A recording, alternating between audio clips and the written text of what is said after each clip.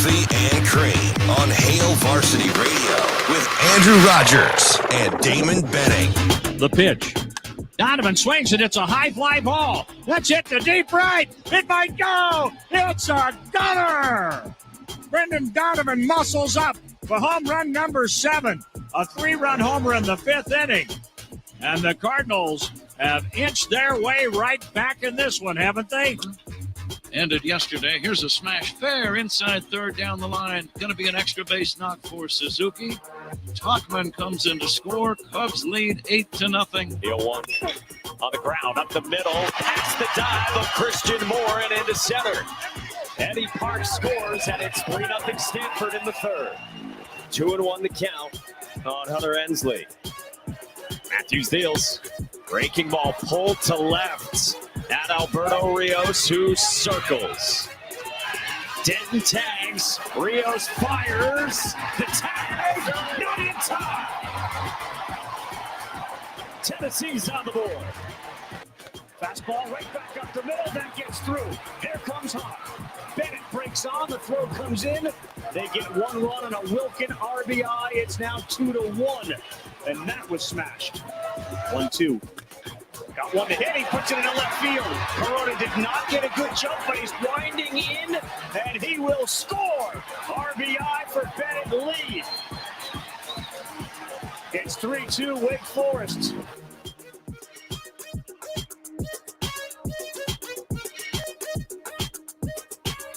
Good morning, Coffee and Cream in the morning on Hail Varsity Radio, powered by Currency. Damon Benning, Andrew Rogers, Shane Schillerberg. Happy to have you on a Tuesday, 590 ESPN Radio here in town. We're live on Twitter, live on YouTube, on the Hail Varsity Radio YouTube page, also the Hurrdat Sports YouTube page. DB wearing some new gear this morning after being downtown at the Village. MCWS. Hey, funny story. So I'm this is the prop. So, like, if I didn't like you and we were just coworkers, I probably wouldn't tell you these things. But since I think we're pretty tight, I tell you these ridiculous, stupid stories. So your boy like pulls up. He's in Lot D, like it's old familiar stomping grounds, right? And I'm strolling, and I do the whole pretend phone thing, because I'm walking through A bunch of people, you don't want to get stopped. And I didn't give Did you really do the pretend thing? Yeah. Like, I got it done. Can I get the conversation? Like, who are you talking to? Nobody. I know, but I'm saying, like, who are you fake talking to? I don't know. You just like talking. Yeah, I'm just fake talking. Okay, go ahead. So I got the thing on, silent because about 6 years ago it happened to me where I had it on ring. But anyway, so I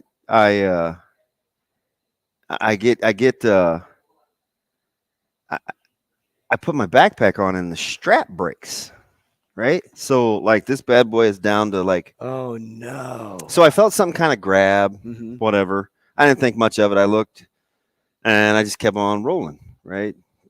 Saw a lot of my old buddies, like OPD, guys that drive the carts. Like it was seriously old home week. So I get there and I do my thing. I'm there for a couple hours. Drew was with us. By the way, Drew said he used to work with you. Drew Peterson. Drew is like Drew is like a sports Rolodex. He was the on-site producer for 590. But anyway, I'm talking to all their glove guys, and I get my phone rings. Ding ding. So I look at it and it says, and my phone, he's Coach Aaron Terry. He's the D-line coach at Iowa Western. Okay. And I thought he was calling. I was like, shoot, man. I thought one of my guys, so he and I have we have the kind of relationship. If we're not talking about his brother, Ryan, he's basically Tyson's uncle. Short story long. Okay. Yeah. So, I'm like, fudge, like it's one of my guys report, they're late. What's going on at Iowa Western? I click it open and he's got a screenshot of my media credential. And he's like, need this, buddy? And I was Did it like, fall off when you lost? It fell off when my backpack strap broke. What are the odds that my buddy would be the one to find it? So in about the span of 4 minutes, he must have told his circle because I coached his nephew, Colin at North. Right. Colin was like, "Do you need this, buddy?" 2 seconds later, Ryan sends me a text and he goes, "You still aren't better than this, man?" I go, "Man, I'm a child. Like, I need babysitting." So he must have hit the family crew, man. And then you got mixed in with a group text. Yeah, and here so they all come. I'm like, the floodgates are open. And if you know the Terrys, they go They don't hold back. They go all in, man. So I was like, damn, man, I can't believe I dropped that thing. It was a good thing I didn't need to be anywhere after the LSU Wade game, but so now I got to go meet him today. And he only lives like 10 minutes from the bridge. Okay. What? When did they text you? Like right away? So AT texted me. I hadn't started the remote, so probably 3:45. And you got downtown when? I got it downtown. 3:30. Okay. So he found it right away. So they just didn't walk it over to where you were? So he was leaving. Got it. He had gone to the first game. Let me see the first time he texted. But still, if I would have texted you, I guess you didn't text him back. That's why. Okay. So he texted at 3:57. Okay. Like Magnum. So that thing was sitting on the ground for about 20 minutes. Probably 15, 20 minutes. Man. What I mean, what are you going to do? Like, be me? The picture's ugly. Big old round face with a guy smiling. We're in Summit Media. Nobody wants that thing. Somebody walking through the media. the media. It's just funny. You don't look like that. It's funny how, like, that's the last family you want to give ammo to. Like, because they go hard. Yeah. So when Colin, a normal person would just be like, "Hey, man, I found your media badge." Yeah, man, cool. But I was glad it was Aaron, right? Responsible, super good, and he's a monster. Like, he's a big, cock-strong dude. So it's not any of us got one of these voices. It's just like he's significantly younger than me, though. So, and I just seen him at the recruiting deal for the Metro because Iowa Western flipping crushes it, but and then now I'm I got to get my buddy. They were looking for a couple of oral tank shirts, but Joshua doesn't. I hate. Should I call Joshua or Josh? I feel like he's old enough to call Josh. He may like Joshua. My man JB, another JB. You went from Joshua to let's just nickname him. Well, yeah, but I have one JB. So I got JB and KC. Okay. That's how he is in my phone. And then, but he's not a Josh. He's another JO, but he's JB and KC. And he's triple B. He's 3 Bs in my phone. So when I wanted to text him, he kind of. Yeah, I kind of like that. Big baller brand. Although the guy that started that, not a fan of old ball. His but anyway, shoes didn't work too well for so to land the plane, I was looking for a couple of oral tanks, not tees. Mm-hmm. He's out of tanks, but he has tees. But I was bothering him, so I felt like, okay, since you don't have any tanks, I hate to have just blown you up for no reason. So then I was like, hey, can I get my buddy a large? My man. How about, can I get AR-15 a large? Yes. I don't know why you love oral, but that's fine. Like, to each his own. No, I'm totally kidding there. But, so yeah. He's got a slump buster tournament, so I'm gonna meet him. It's such a good shirt. But I gotta, this is, got a lot to do, man. A lot to do this week. I'm kind of stressed. We got 7-on-7 that starts Thursday, Friday. Mike is in Kansas City. I don't know if I can be the one to take him, and that takes some teeth pulling. I don't know, man. I'm looking for just a busy schedule. Yeah, it's just a lot of loose ends that I want tied up. A lot, just having something on paper, some type of itinerary to get you through the week. I just like to know. How about my man just sending me this picture? Look how big his hands are. That lets you know. Oh, look at you. You're showing teeth. Yeah. So one of the goofballs at headquarters probably got me to smile. Probably Scott or somebody said something slick. Hey, did say so? And I was like, and he snapped it. Yeah. Yeah, because I'm not a teeth sure. No. Yeah, even though they're fine. Like, never had a cavity, but that's fine. Good on you. Hey, how'd you follow? So what was more exciting to you last night? And by the way, if you called me after 10:15, and I don't answer, there's a 99.9% chance I'm not sleeping. I know. I know. That's why I should send you a text. I was on the phone, but did I call you first or no? I just sent the text.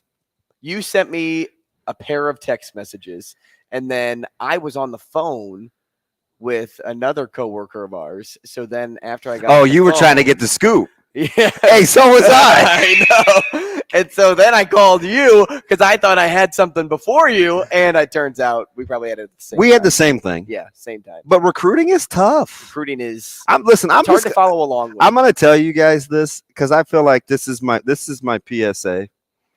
This is to the fan base. This is to parents. This is to anybody who thinks they have little Jim or Jenny or you know, Tayshawn or Tisha. That is what? Tisha.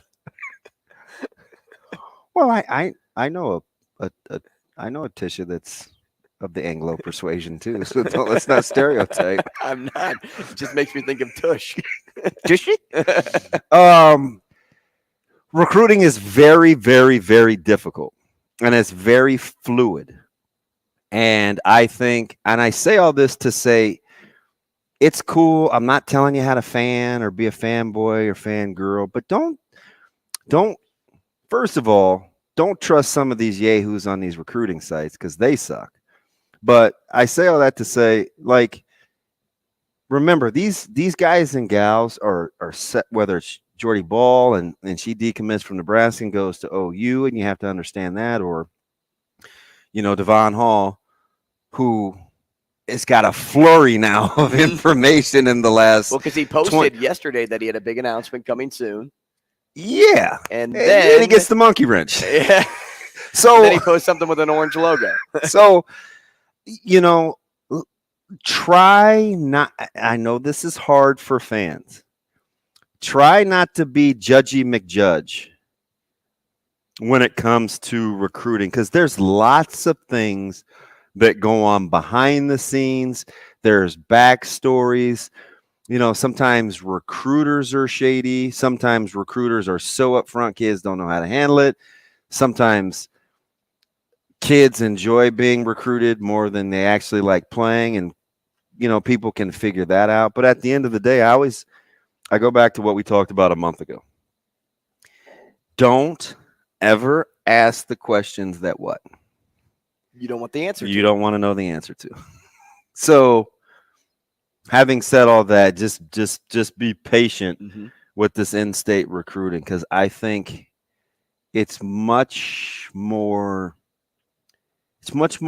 difficult than like you know, fans and outside. You know, I was just talking to you know, I talked to Ingerson's dad quite a bit, right? And this is talent or evaluation or what school a kid is going to aside. Just dealing with recruiting processes, and it's not the first time, obviously. You know, it's like there's just a lot that goes into it. You know, Oklahoma Tyler's my guy, right? And he's got to help put together all these rosters for hoops and AAU and stuff. And you're on the shoe circuit, you're looking for recruitable guys, and you're putting these teams together. And he and I always go back and forth over recruiting and upside. And, you know, he's good. He's got kind of an open door policy with a lot of these guys that have been recruited. Like literally his house is like the open door mission, except it's not for the wayward. It's just for people that don't feel like going home. They just want the open door. Hey, you got Mosman's garage code? Yeah. But anyway, so we've been talking about this for like 6 or 7 years. Right. There's so much that goes into the backstories. It's just, whether it's hoops or baseball. I was talking to a buddy down at OBV. His son plays for one of the local teams, and I used to play against him in a different sport. Really good player. He's actually in the Hall of Fame, and his son plays. And so we were just talking about baseball and recruiting and these kids growing up and early offers. And he's like, man, you know, it's hard. And I said, listen, Baseball is 1,000 times more difficult than football, and football is brutal. Mm-hmm. Basketball seems to have kind of this peace of mind to it where once school's offering, a kid says yes, I don't know if it's a gentleman's agreement or it's just lock stock. It doesn't seem to it seems to die down a little bit. Other sports aren't really like that. I don't know about, I imagine volleyball is another one where once folks commit, they usually quit. But football and baseball are extremely difficult, right? There's unwritten rules and, when to take OVs and if you take an OV and if you have an offer and if like some schools don't want to be put out there. Like it's a lot, man. It's not as simple as, well, why doesn't he take school? You know what I mean? It's like, not that voice has anything to do with people's thought process, but sometimes you feel like upstairs people are just speaking to speak. It's just a lot going on, and 98% of people out there don't know it. So you have to just take it in with a grain of salt that they're speculating. And there's a lot of pressure too that comes along with decisions like this because you're not only dealing with whether it's in-state pressure or just pressure to make the right decision at that age. It's a really hard thing to make, and in some light, you could look at that as a good thing because you could say, well, if you think this is going to be the hardest decision of your life, then everything else is going to seem really easy when you get to the next step. I don't know, Drew Down. Like I liken choosing a school to choosing your second job, not your first job, your second job. The one that you want to hold on to for a after little while college. Longer. Yeah. So, maybe we're kind of talking about the same thing here, but when I say everything else is going to be a lot easier, if you think this is going to be one of your harder moments of your life, well, you haven't even touched a college program yet. You haven't touched the workouts. You haven't touched the commitment. You haven't touched the time management. So if you think this is hard, everything else is going to feel very easy. Yeah.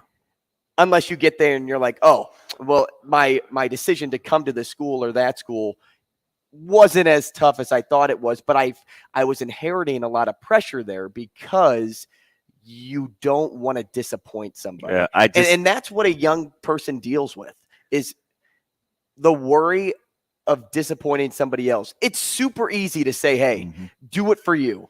Make the decision you want to make. Speak the way you want to speak.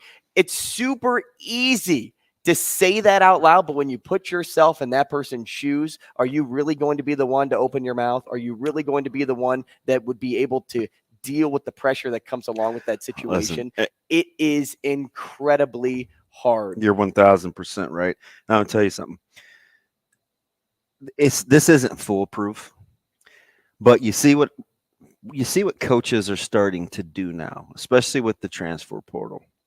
They're much more inclined to take a look at the family dynamics in those relationships to kind of give them a guide, a baseline. They don't operate independently of that anymore and just look at talent because there are so many other things that go into this deal. And I don't begrudge them. Again, it's not lock stock. Take a look at what the relationship is like with grandma and grandpa or whoever the caregiver is, mom or mom and dad or dad or whatever, because good recruiters understand those dynamics. Some recruit with such prowess that they can afford to make some mistakes and you just reload. But those schools are few and far between. Even Harbaugh tells a great story how they had to get it right. And he learned a lot by talking to Brady Hoke. This is a weird analogy, but Brady Hoke was a grinder, a blue-collar guy. He was a D-line guy that got the head job and didn't always enjoy or was enamored by coaching 4 and 5 stars because they didn't fit his temperament. They didn't, and he didn't change quick enough to get out of that, where Coach Harbaugh got into some flash and dash and was looking at OCs and swapping out quarterbacks and then said, hey, you know what? We're going to do it this way. We're going to run whatever his DNA was what they went with. And so they started to have some success. Like, I think at the end of the day, in the land of playing, I go back to the conversations we've been having the last day or two about Coach ruling these offers. I just think, and there was another one last night. We'll have to Another talk. I'll do. Yeah. Oh yeah. Mm-hmm. So I think we have to go back at least early on, you guys and gals. And it's a dirty word, but it's a very good word. I think you have to get back to the culture building. I told the story, and Coach Frost was honest. And I know it's popular to only say bad things about him, but it's not. Not everything he said or did was negative. And he said, he's like, DB, man, I made some mistakes recruiting. Like, I wish I could go back and get that. Now I got to go back and settle the culture. And then I would give the scrambled eggs reference of starting to set a culture and your eggs just aren't quite ready. They're still a little runny. Right. So whatever you put in there, that they're going to develop that taste. Right. That's what was happening. And so I just don't think this staff wants to make that mistake. And I just think there's some early staying power that will yield dividends. I just had a coach tell me this morning. He said, listen, don't take this the wrong way. We have better players than you. You have a better culture. And I was thinking to myself, I'm not offended by that. At first, did you want to be offended? Nope. When he first said, nope, we have better players than you? Nope. Did you want to be like, swear to goodness. I don't know, man. Swear to goodness. You didn't want to question it at all? Mm-mm. There's a couple of these teams, man. If we had their roster, and our roster's good, it's really good. Hear my heart. We'd beat them. That's just how I feel. Right? Like, give us your players. Right. Yeah. You know what I mean? Mm-hmm. And it's not just like people think WS. I saw Vermont leaving the village yesterday. He was working next door. And good on him for working too, man. Nudge, nudge, wink, wink to my own household. Good on Cade working. I just looked at his frame and kind of his aggressiveness and how he likes to play. I'm like, you know what, man? I'd play with you. You know what I mean? Like, I I would take Miller North's roster. It's a good roster. They got good, tough O-line. They got good, filthy D-line. Right? They have good skill guys. There's a lot of teams like that. Think I wouldn't take Elk South's roster? I would. Not necessarily over our own. What I'm saying is there's lots of things that make differences in programs other than just the athlete. Coaches know. Coaches out here, if they're listening, probably they're at workouts, so they couldn't. All of them couldn't care less. But they know, man. It's not always Jimmy's and Joe's matter. But the reason those conversations you're throwing at me yesterday are so hard for me to reconcile is because I know because of the C word. Man, do you want the most talented or the talented and cultured? So that's a loaded question, right? Because that one's not fair to answer. Because I think 90% of coaches will always take the two things and not the one. So say this. If I want the best players and an okay culture or average player or slightly above average players and good cultures, I'll probably take the latter. Now, I may not win the big game, but I think I'm going to win more games. You'll probably win in the long run. You know what I mean? So I don't know. Shane, did Jack hang up? I highly doubt. Do you think Jack was his real name? Jack sounds so trivial. No clue. But I want him to call back because he wanted to talk in-state recruits. Yeah, and so do you. I have faith. He'll so call give us back. a ring, 888-638-4876. We will take a break. We'll be back. Rogers and Benning will be back in 5 minutes.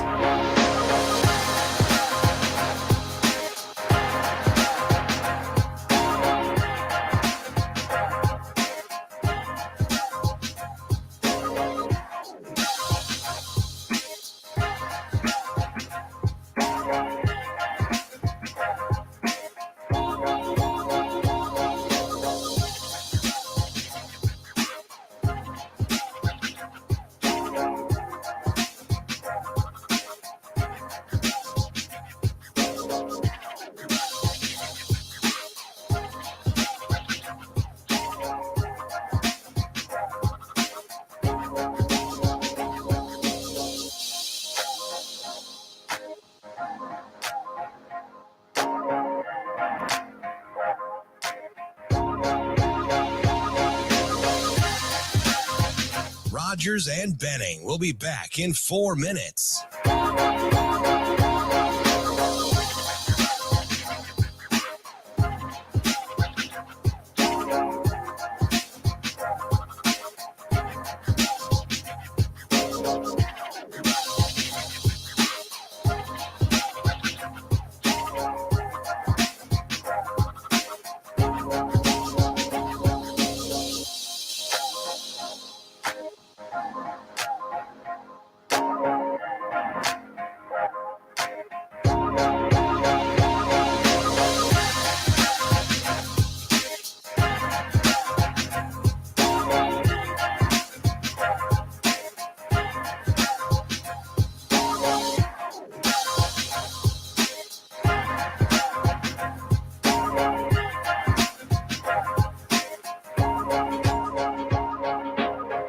Rogers and Benning will be back in 3 minutes.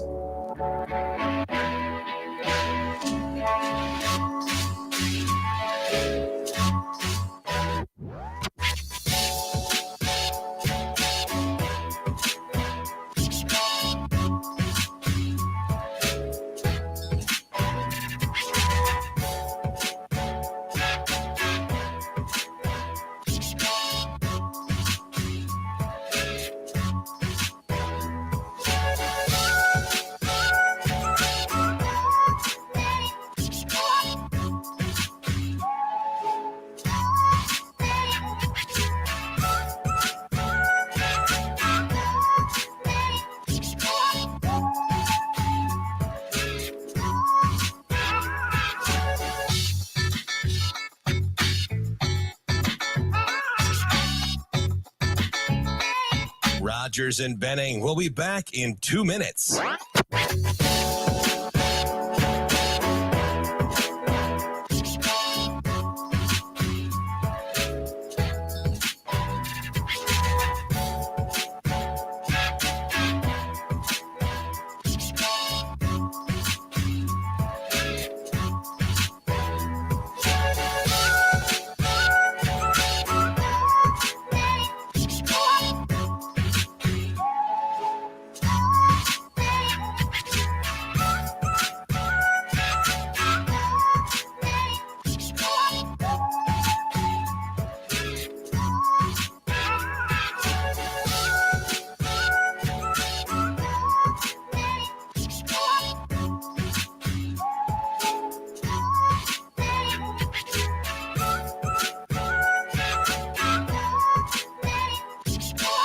Rogers and Benning will be back in 1 minute.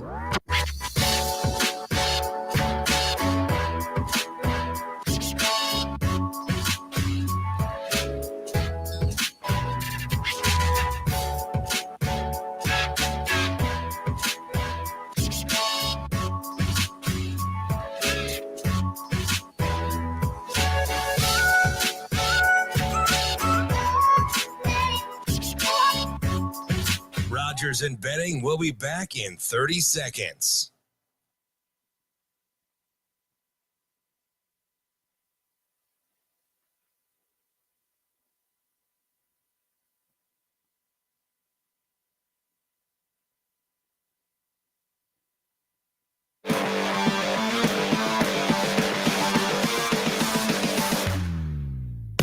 Coffee and Cream with Rogers and Benning on Hail Varsity Radio.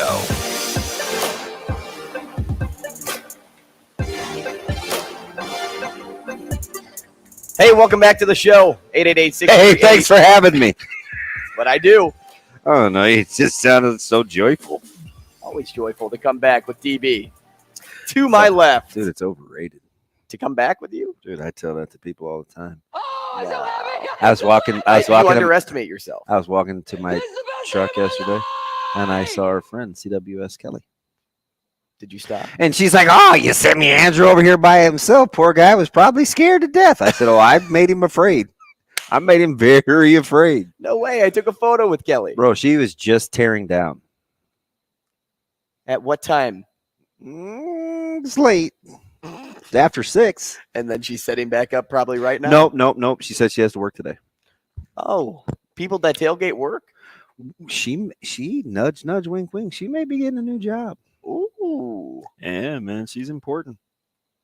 She needed fingerprints. That's how you know you're big time. Whoa. Yeah. I needed fingerprints when I was a camp counselor. She said they had That was a over very big time. 100 and some odd people that were partaking in her jambalaya. And a lot of them were LSU team because she knows the team really well. So when I went to her tailgate, it was on my way out. Right, because it's in the media parking lot. I stopped, said hello, took a photo with her, and then she's telling me like all the food that they have, and like, oh, do you want a drink of yada yada? Well, she shows me Yada yada yada, Melina. yada yada. She shows me this big, Nice bullpen yesterday, only to be outdone by the Surrey Nationals. Yeah, well, we still won. I know. At least. That's good. Hey, listen, man, I'm happy for Moral you. victories. Yeah. She brought out this At least big you're not getting swept by container. the Giants. I don't know. We did get Zip swept by it, the Marty. Giants. Zip it, Marty. Marty. So she had this big container of seasoning, Uh-huh. and she's like, "Yeah, this huge seasoning's great. Like, it's going to be covered in the jambalaya tomorrow." And I'm like, "What do you think I asked her?" How you keep it warm? I said, "Can I smell it?" Oh, and you're like, this ain't no Danos. And then she let me smell it. I go, "Ooh, can I taste it?" So she got me a plastic spoon, opened it, brand new, peeled it open for Yeah, me. dude, she's cool. Gives me a spoonful. I put it in. Oh, it was great. I need to go back and ask her what it was because I need to get some for my kitchen. She might be her own. It might be her own homemade mojo. You know, you take a big scoop of seasoning after you've been having, a few adult beverages earlier on in the day. Dude, you got it in too, didn't And you? it was, I mean, my mouth was the Sahara Desert. Dry.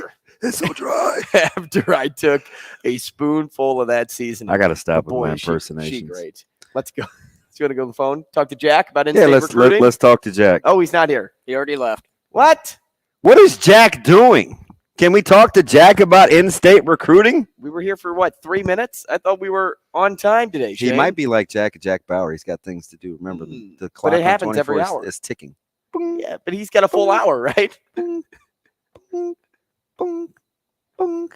All Jack, right. let's Jack, be your give us a call back. Jack. Let's be your Audrey. So Is it yesterday, Audra or Audrey, Shane?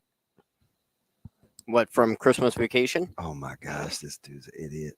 24, man. 24. how about in our meeting the other day where somebody said, "Oh yeah, that's a Christmas vacation," I know, right? and I just go, "Christmas vacation," and Sasha threw her pen at me.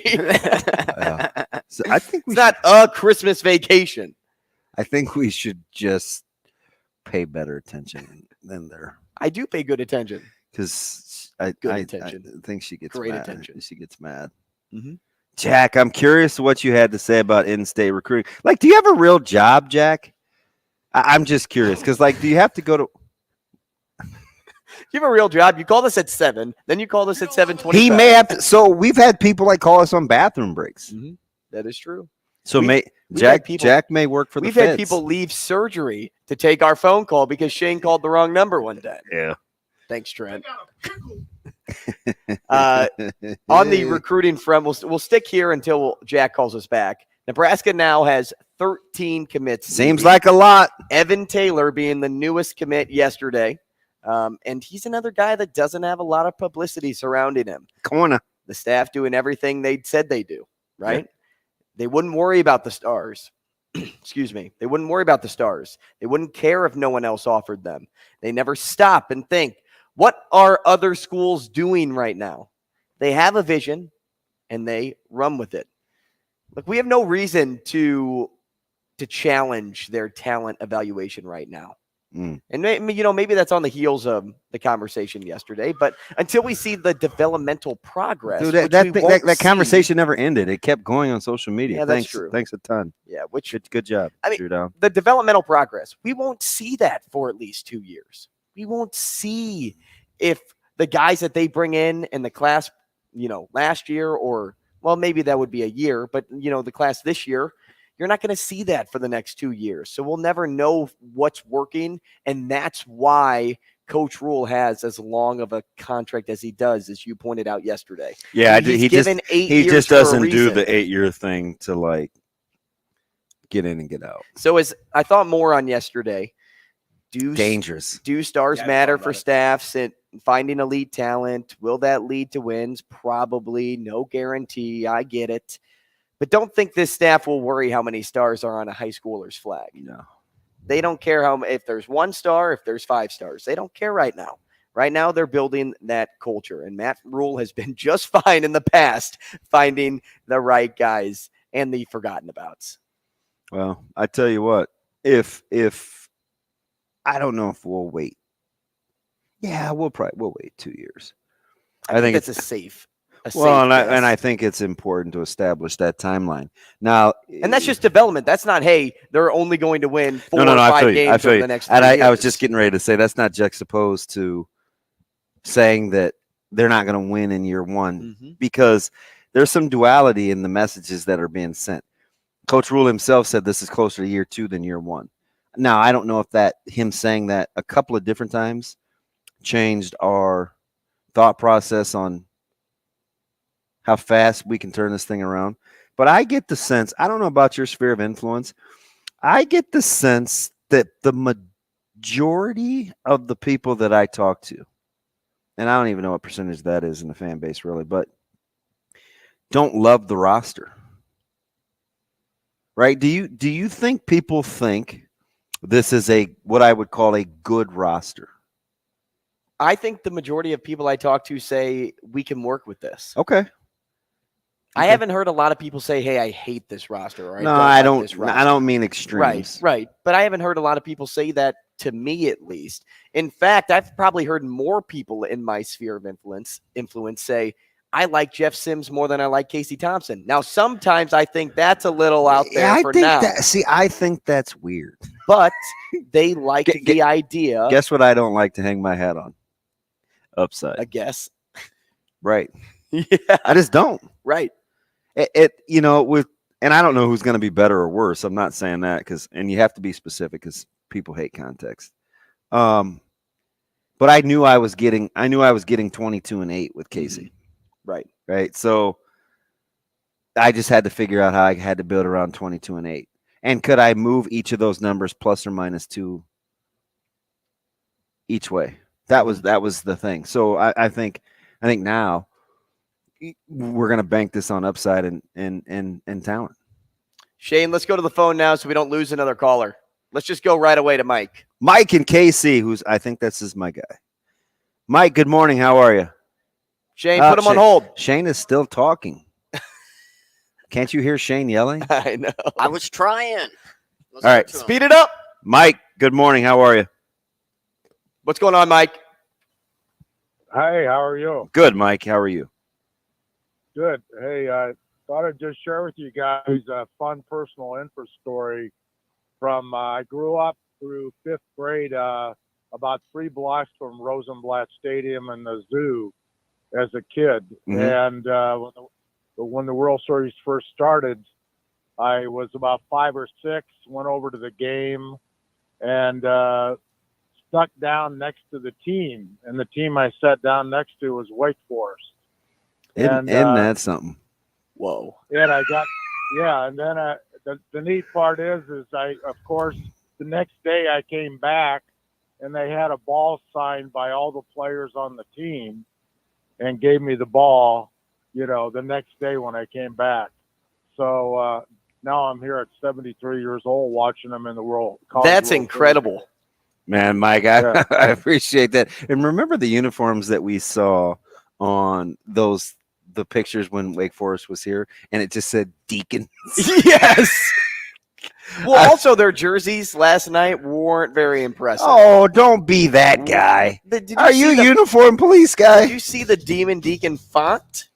What is wrong with you? Did you see the size? Were they using Cambria? Oh. Were they using Times New Roman? Oh, were they using Arial? I think we got one. Were they using 10? Really? Were they using 10.5? Were they using 11? I don't know, but it was pretty small. I just went to look. So it wasn't a 36-point bold? No. But also, I wasn't a huge fan of the Tigers unis either. Yeah, that was some game. We'll get into college baseball. Isn't it weird how it can go south so fast? Yes. We're talking to Oral Roberts broadcaster Adam Hildebrandt next. Stick around. Rogers and Benning will be back in 4 minutes.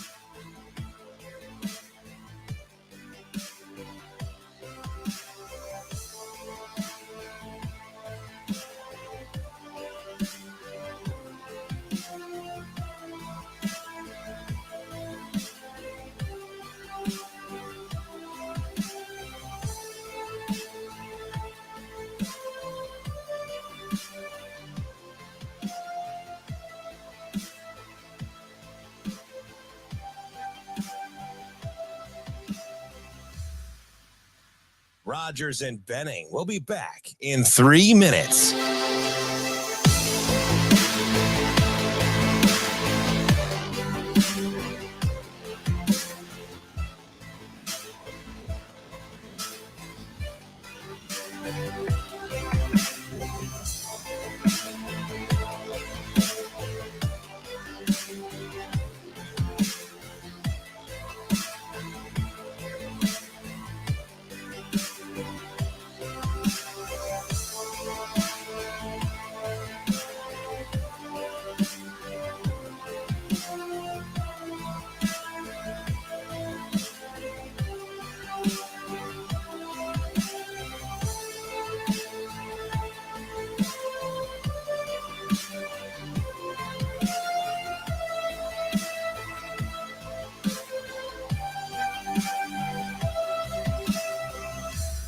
Rogers and Benning will be back in 2 minutes.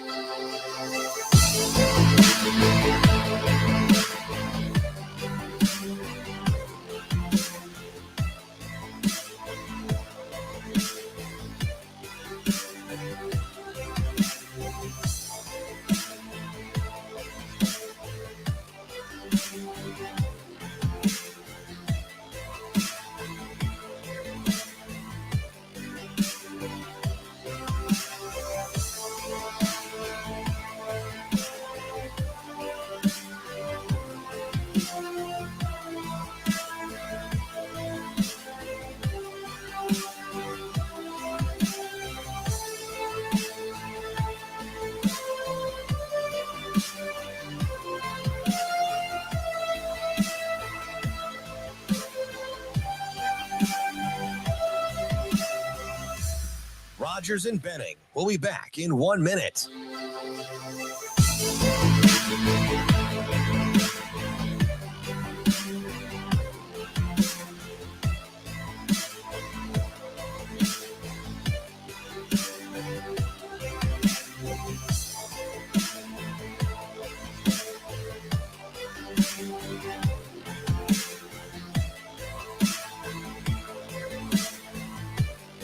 Rogers and Benning will be back in 30 seconds.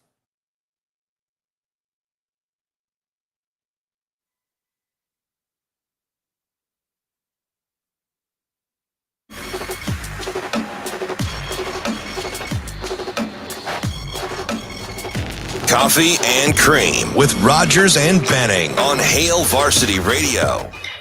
Hits it to the backside and struck well to left with Shelnut back at the wall and off the wall. Quinn races around and scores. Matt Hogan goes for the plate. Inside the park, home run. It's a 2-run ball game.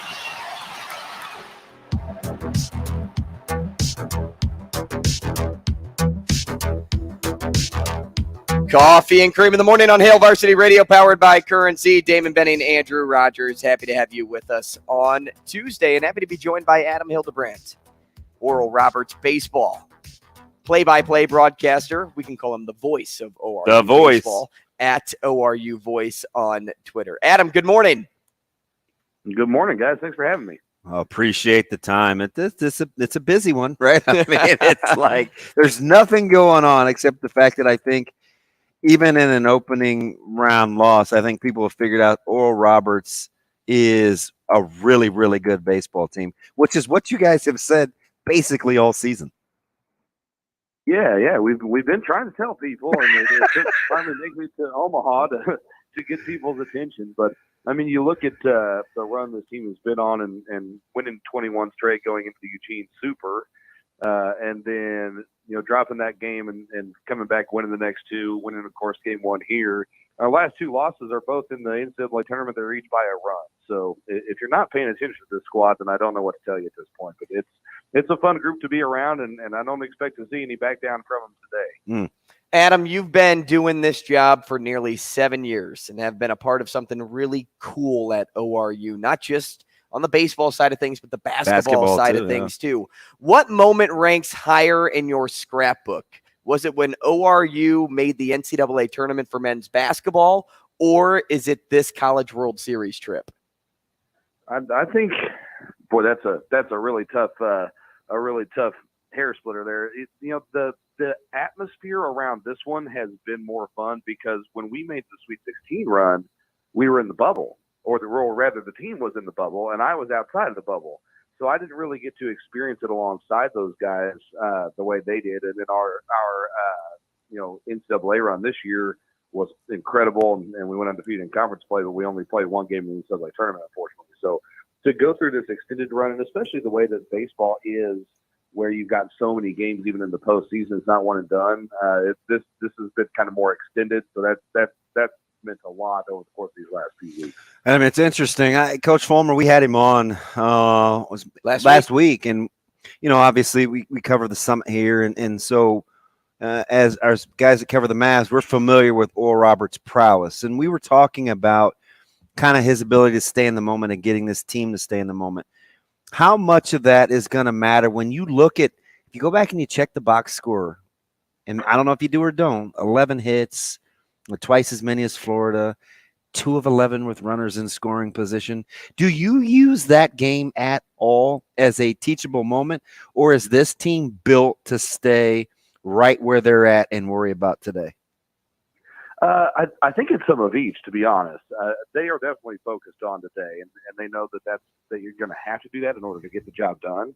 At the same time, I think you can take some confidence from that game the other day, because I think ORU feels like it outplayed Florida. And left a lot out there, didn't it? Yeah. So I do think you can take some confidence from looking at that box score, but it's kind of like Matt Hogan said the other night. You take 5 minutes to kind of feel grumpy about it, and then you got to flush it and figure out how to move on. So, and they seemed that way at practice yesterday. They seemed pretty loose. They seemed ready to get back after it. Adam, stay right there with the culture of this team, because people watch on TV and the only descriptor they could come up with is Cinderella. And it's easy to say that because ORU's the 4 seed, opening eyes on college baseball's biggest stage. But for you, someone that's watched every game this year, someone that's been surrounding this team at every practice, what's the best way to describe this team? Is it grit? Is it hungry? Is it fearless? Give me your best descriptor of this team. Heart, I think, has been probably the best one-word description. For a couple of reasons. One, you see that, never say die type of attitude. But I saw guys after the win against TCU, hugging and things like that. And then I saw at practice yesterday, before they were getting into warm-ups, guys just giving extended hugs. Same things on the field after the loss the other day. And so I think that this team, pardon me, it really does love and play for each other. And when you have that at your disposal, it makes it easier to stay together in times like this where suddenly your back's against the wall. If you had to take a look at kind of the intangibles, right, the emotional pendulum, listen, TCU got away from them as well. They had their opportunities. When you kind of look at where teams are psychologically, fact or fiction that it matters, is it all about today, or would you think, based on the fact you guys did leave some stuff out there, that maybe there's a slight emotional advantage for Oral Roberts, or is this we just play ball? I'd like to think there's an emotional advantage for us, especially knowing that we already beat them a few days ago. And so I hope that plays into our favor. Obviously, I'm not in TCU's locker room, so I don't know much about where their mental state is at. I got to think they're feeling pretty good coming off of the victory, but it's hard to imagine that ORU being in a much better place mentally coming off of a loss. So I think they're going to be in good shape. Is it X factor, bottom of the lineup, depth in the bullpen? Like what? Give me an X factor that you think we may be talking about here if Oral Roberts is to come out with a victory. I think our starter today, Brooks Fowler, is a big X factor. He's a guy who's got a splitter in his arsenal, which plays well in a ballpark like Charles Schwab. And whereas we're seeing some obviously high top end talent from opposing starters, and starter 1 to starter 3 may be a little bit more of a fall off for other teams than you see with ORU. I mean, Brooks Fowler had the best ERA of ORU's 3 starters this year as the Sunday guy. So I think he's got a chance to be the X factor today, and obviously from my perspective, looking ahead, that you got to win 3 games in 3 days. If he can go a little deeper today, that'd be a big help for the bullpen moving forward. All right, Adam, I'm going to go with that other part to DB's question because the bottom of the lineup is where my attention has been drawn. Lots of areas to point to with this team where they draw success, but how impactful has the bottom of the lineup been in particular in terms of much needed offensive numbers, especially what you're seeing and getting out of Blaze Brothers? Yeah, I mean, we saw it in the win against TCU. McMurray, Cox, and Hogan combined to go 0 for 14, and they still won the ball game because of those guys in the bottom end of the lineup. And Godman, I thought, frankly, had won it the other night when the ball came off of his bat. He hits in the A-hole. Brothers obviously had the big swing the other night, and then Drew Stahl has been hot all postseason. Yeah. He came in hitting north of 400 in the postseason. So you've been getting really good production out of that bottom end of the lineup. And even when they're not getting hits, they're drawing out at bats and still putting pressure on. And so when you've got, a lineup where 1 through 9, you can feel like you're going to get, force the opposing pitcher to throw 4 or 5 pitches and get a good at bat out of them. It basically makes it to where those guys never get a break. And that makes a big difference this time of year. Because if you're always throwing high pressure pitches, you're going to miss with some at some point. Adam, let me get you out of here on this, at least from me. My last question is, how much does Jonah need to return back to being who he was during this streak for you guys to get it going? Or is this just the type of team, man, next man up, we got you, you've been good all year? I mean, it is definitely that type of team. I think we'd all love to see Jonah hit the ball a little bit better than he has been. For me, from my perspective, more so for him as an individual, as a person, I want to see him have some success. He's such a good kid. I'd hate to have him come in and feel like he left stuff on the table here at the College World Series, because you don't get many of these opportunities. So just for him as a person, I'd love to see him go out and have a good game today and start to get it rolling a little bit. But I do think this team does embody that mentality. But boy, it'd be helpful if he did, pick it back up a little bit. Adam, I don't want to assume that you like to drink, and we know Oral Roberts is a school where you have to sign a waiver saying that you will avoid alcohol, but have you participated in the Jell-O Shot Challenge at all?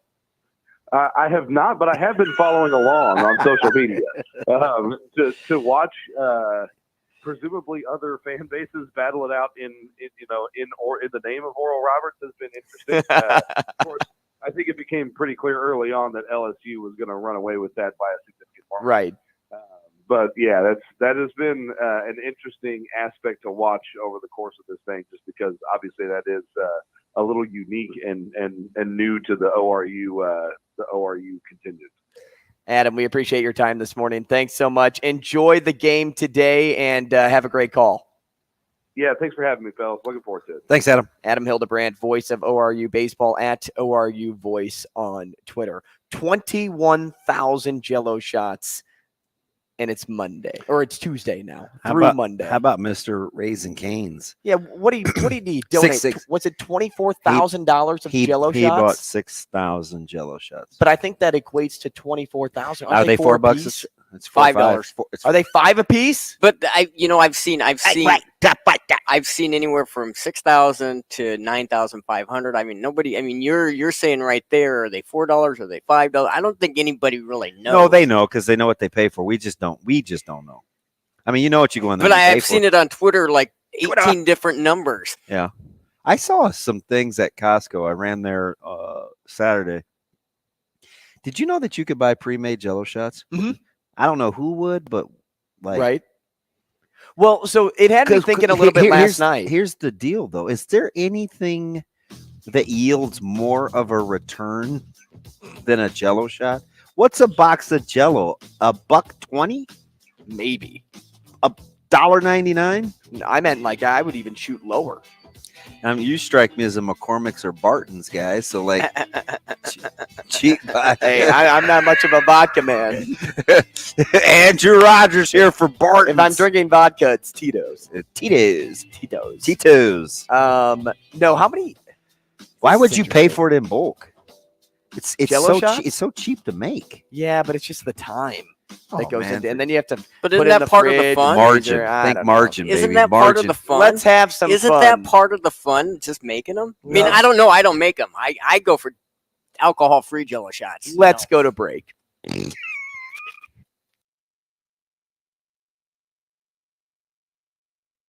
Rogers and Benning will be back in 4 minutes.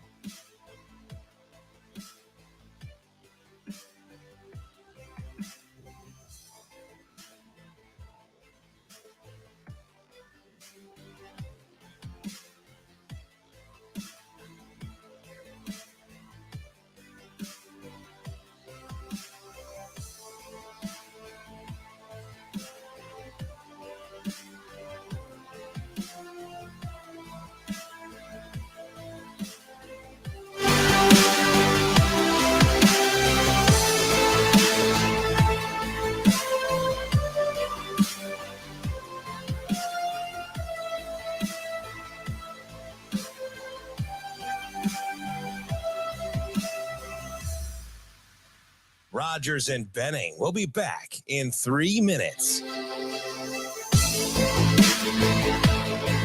The smile before the at-bat. Third base, fields it, coming home, and he can't get it out of his glove. Wow, the scoop is made. What a tag! Ben at least scooped it after Wilkin couldn't get it out of his glove. What a play.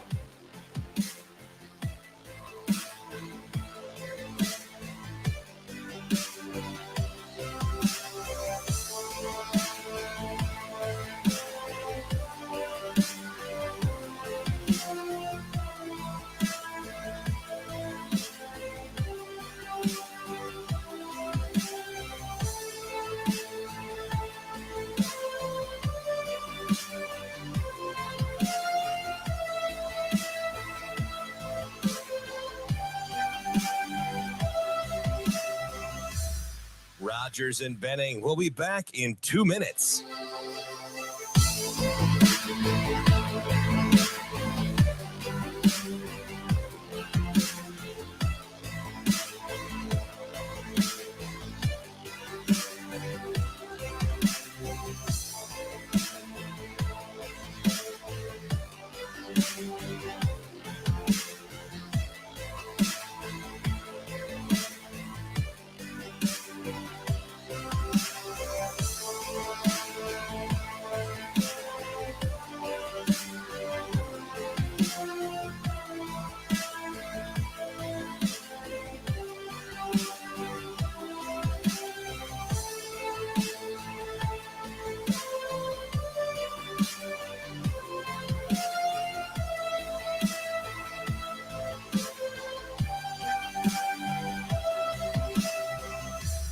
Rogers and Benning be back in 1 minute.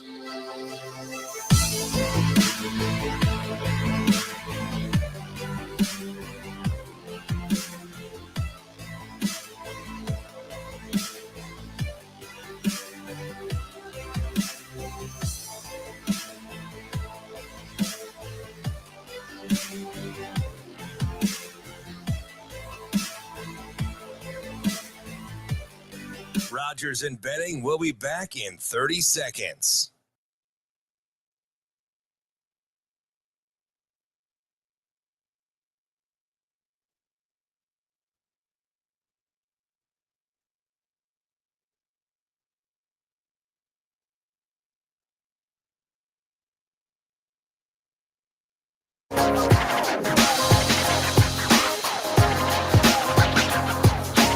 Coffee and Cream with Rogers and Benning on Hail Varsity Radio.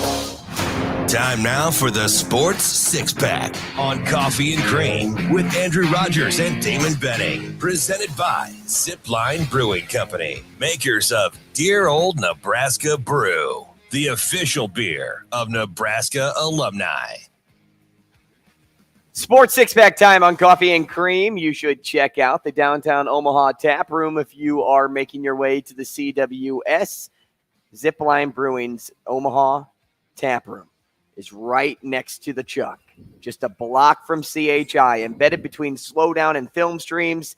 Zipline's Omaha tap room, designed to quench your thirst for action. Pouring fresh pints directly from their iconic shipping container, and they promise to keep up with the fast pace of your busy lifestyle. Just give them a look, peek through the door. They'll have the games on too.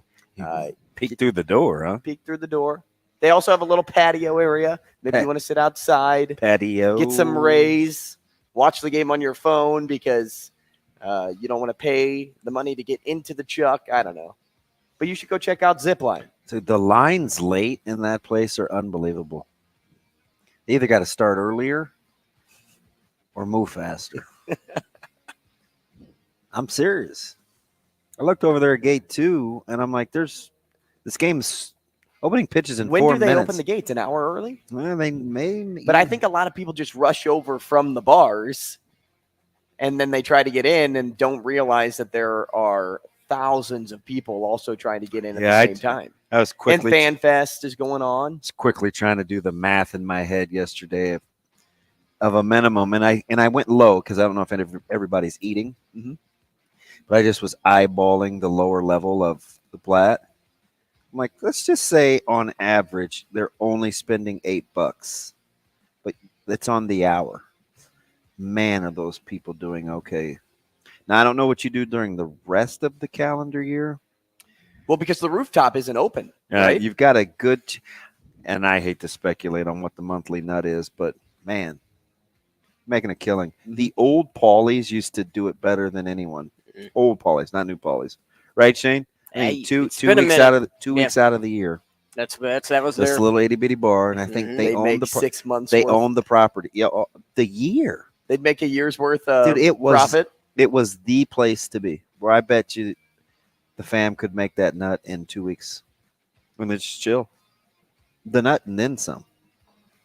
I mean, that's the business model, right? What you're telling us is we need to open up something downtown? No, because there's this thing called overhead and rent and price per square footage. No, that's a heck of a dice roll. Heck of a dice roll. I wouldn't do that with your money. I'd do it with my money. Yeah. Many have tried, many have failed. We power through. Let's keep reaching. It's not like the casino, though. No. That's why you got to stop driving by there. Yeah. You're like, yeah, sounds good. Sometimes I have to go over there. Now maybe I don't, though, because I can go over to the Warhorse in Lincoln. Keep the money in Nebraska.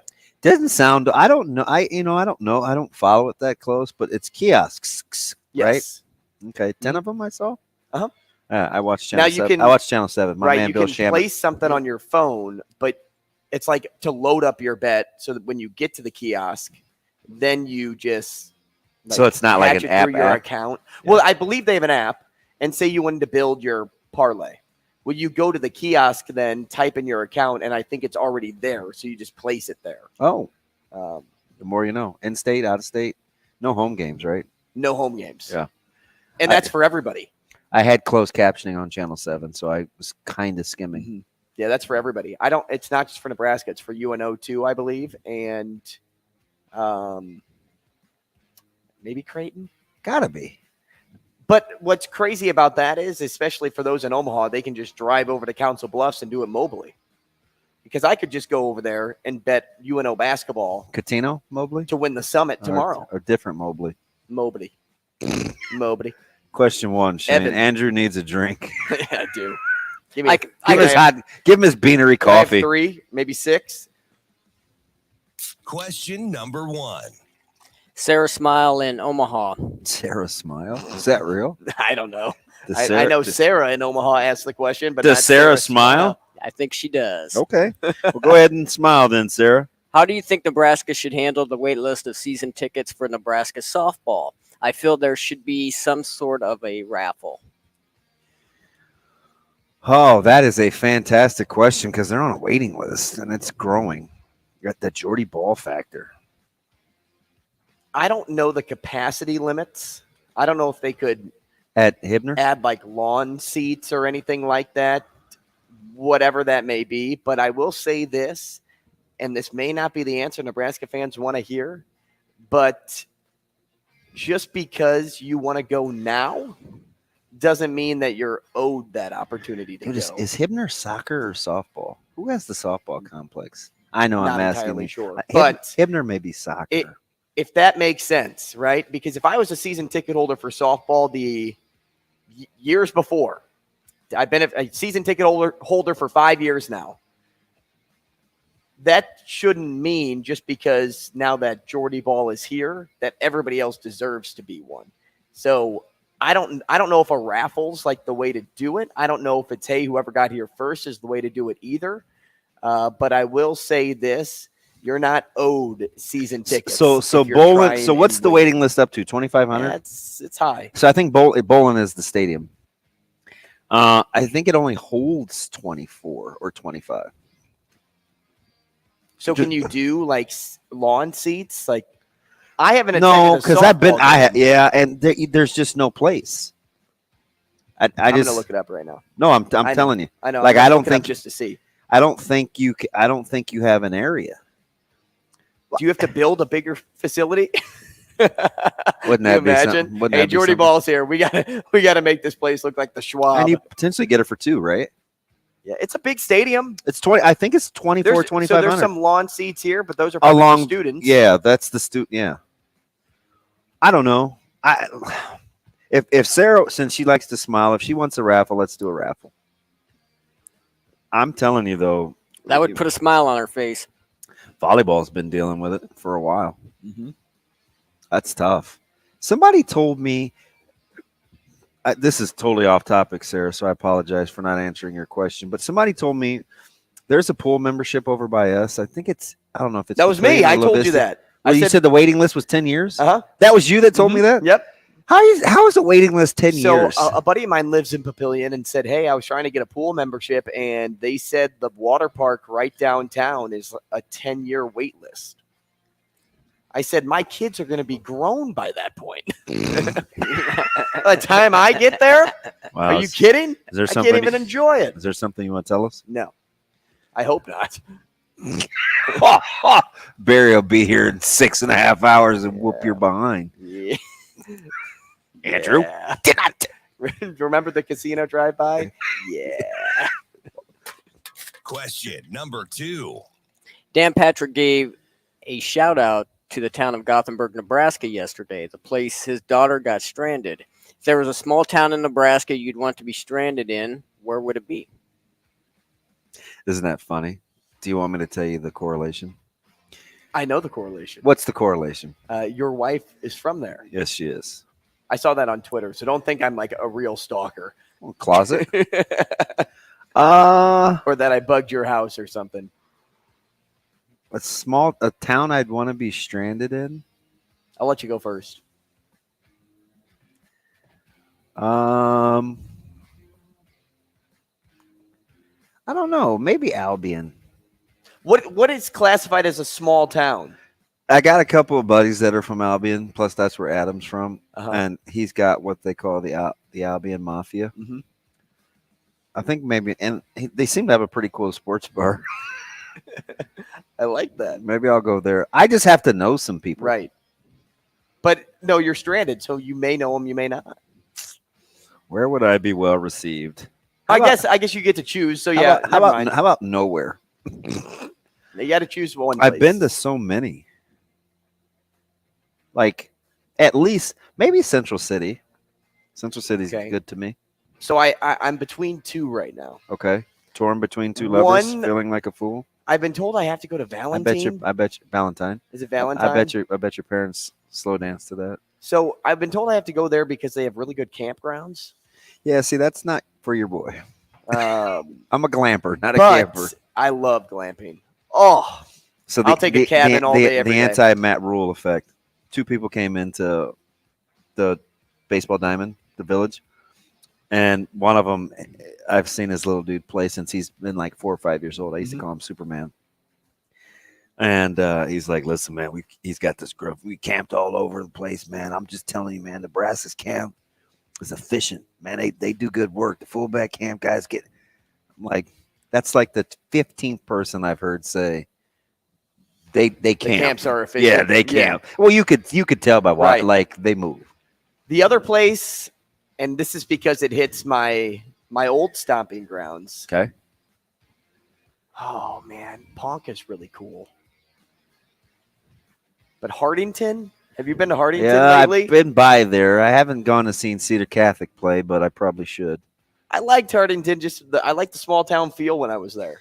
Yeah, were they nice too? I'll take Hardington. They were great people, really nice people. Shane, where's the place that always invites me? Maybe Burwell. The people in Burwell seem to be nice to DB. Right. See, the reason I asked what classifies a small town too is because they're all small towns. But like, is Norfolk a small town? Kinda. Like, well, if it is, I wouldn't say like Grand Island, okay, or Kearney. You know, mm-hmm. Like I wouldn't pick them. That's too easy. All right, Shane. Question number 3. Dylan and Lincoln.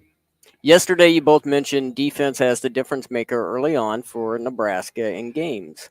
What group in particular are you focused on, and who needs to have the most success first? Go slow, Shane. Do it again. Because I didn't really. Did we say difference makers? I feel like that's putting words in my mouth. Okay, read that again. Read that again. SES. Okay, so yesterday you both mentioned defense as the difference maker early on for Nebraska in games. What group in particular are you focused on, and who needs to have the most success first? So I think that's how the question got twisted. We said what needs to have success first to lead to overall team success, and we said defense. Matt Rule's focused on defense, and then we went into the 3-3-5. Okay. Thank you for that. Position group wise, who needs to have it first? I'll say the linebackers. And the reason I say them is because I worry about who's getting sacks this year. The leaders in sacks last year aren't on the team anymore. So who's going to step up and be influential in that part of the game?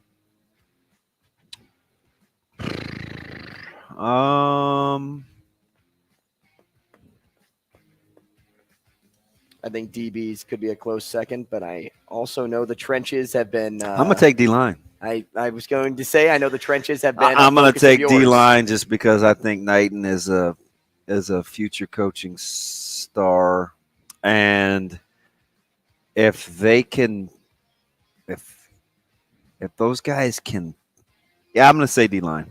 I won't eat up all the time, but I'll say D-line. And Knighton, I trust. Crack open another one, slow motion. Man.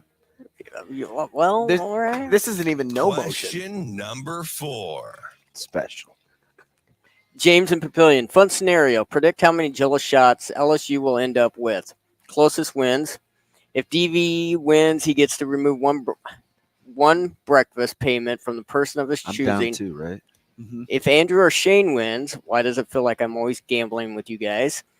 They just add to their total. Thoughts? I think the final. Cool with that. I think the final total. I think you owe Shane 2. You only owe me 1, and I owe Shane 1.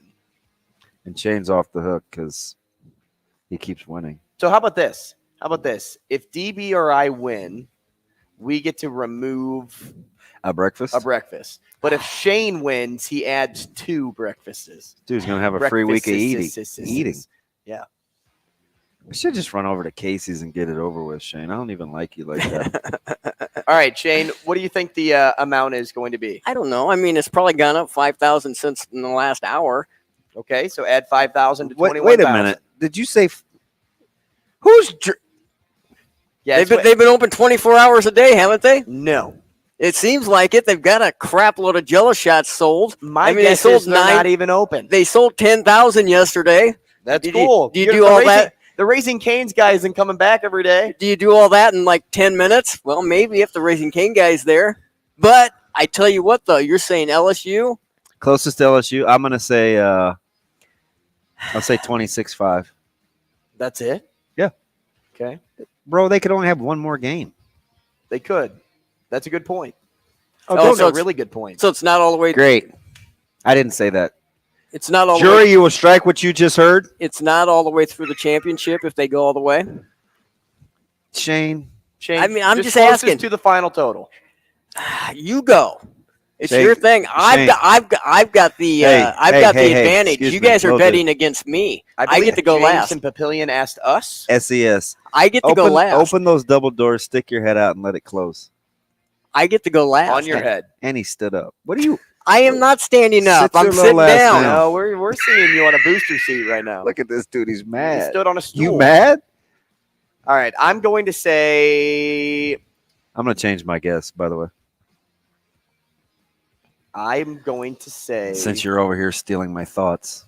I said they were Not going to the get first to 30. time that's happened. I said they were going to get to 30, so I'm going to say 32,000 flat. Okay. 20 AR-15 is $32K. And no Price is Right rules. SES? This is just closest to. What's the number right now? 21? Yeah, right around there. 21, Can you 289 do something for me? Yeah, good And it's song. one more game? No, well, who knows, Shane? Listen, stop helping him out. All he does is win. Shane, just pick. 28-7. Shane Edward goes with 28-7. My middle name's Michael. Shane Jerome. Yep. Man, you guys are always making me bet.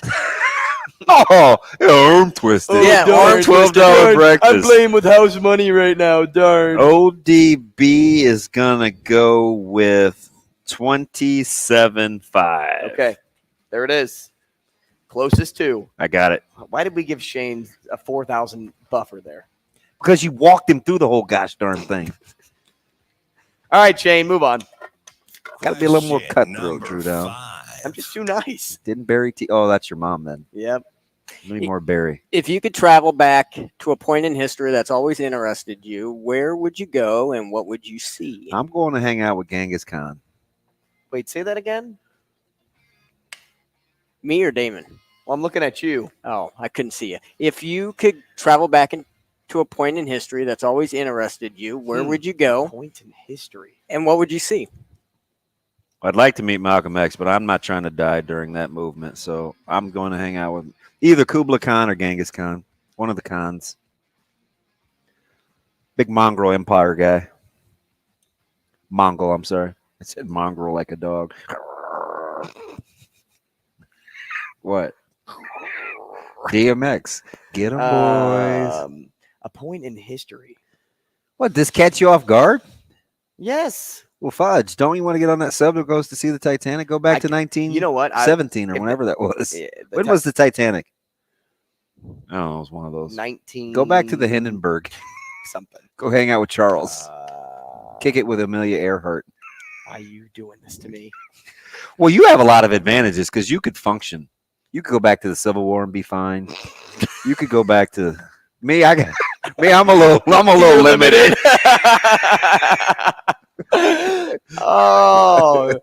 Oh man, that was good. That was really good, man. That was funny. But not. Although Kublai Khan would probably be like, "You don't look like me either, bro." Maybe I should go back to like Egypt. I could pass at least. Nah, I'm not trying to build pyramids though. What? Well, all you guys think I'm good for is labor. I don't want to do that either. Stop it. Stop it. Oh man.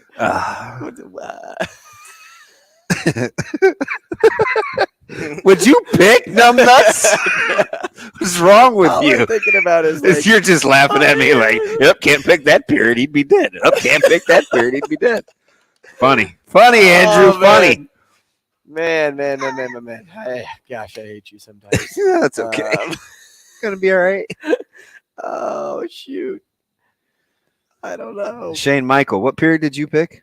I don't know. Let me come back. Shane, just go to the Hey, next question. when did I didn't pick a period. pick the period with the Hobbit? That's a fake period. Oh, well, my bad. You'd be just fine. Who are you rolling with, Shane? Oh, this is Gandalf the Grey. Why are you so little? I don't know. They'd be like children to you. I They're don't like know. half your size. Yeah. Kick it with the elves. Question number 6. Wow. Did you even pick a No, period? I said I'm going to come back to it. Question 6. You know, that's how you know you get privilege. Like you just can't decide. You just can't decide. Oh, what period of time do I pick? Oh, maybe the Renaissance. That must be rough over there, True Down. You have like 80 years? Is that what you're giving yourself? I'm trying to stay alive. Okay. Ain't just going to hang out and take notes. Survival of the fittest. Exactly. Oh, man. Oh, just come back to that. I got so many options. All right. Do I want to do the 1800s? Whew. Okay. Why don't you Jane? pick the Mayans? You wouldn't have lasted. Now you're trying to kill me. Go kick it with the Aztecs. Okay. Shane, go ahead and read 6. You get to have the most iconic sports moment of your choosing painted by Michelangelo. What are you getting hung up in your man cave? The most iconic sports moments. Can I choose one first? Go. Anything from Shane Michael is all over this thing. Yes. anything from Ali. Maybe when he beat Liston and he's standing up like that, you know. I mean, something like that. What's he standing up and doing? You know, he's holding his arm up. Coming Could you through just- with the bicep. Yep. As if we couldn't know how he was standing. Give me David Freese throwing his helmet below his legs after Game 6 of the World Series. Walk off dong. Yeah, you heard that right. What are you walking off?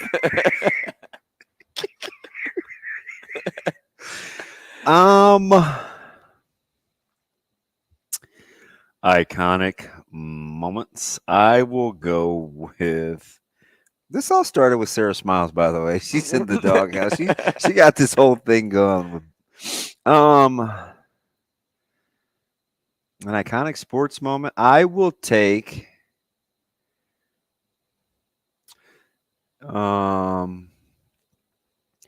There's an air high five. I'll see if I can find it of Len Swan high fiving Terry Bradshaw, like kind of a jump high five. It was so corny, but I would probably capture that moment. Or Jordan hitting the shot against Georgetown. Oh, that's a good one. Or I would take the catch. What catch? 49ers, Cowboys. Yeah, so that was on the NFL Network the other day. That final minute, Dallas actually had time to win that game. Yeah. People retell that story like that was it. The game was over. No, your boy got sack stripped. Which happens first, the strip or the sack? Danny White and San Francisco recovered the ball in like the 45. All right, just Not related to Randy, by the way. Just like got a period of time. This entire segment, I'm going to choose the Titanic because this was a sinking ship. Figures. More CNC after the break. Rogers and Benning will be back in 5 minutes.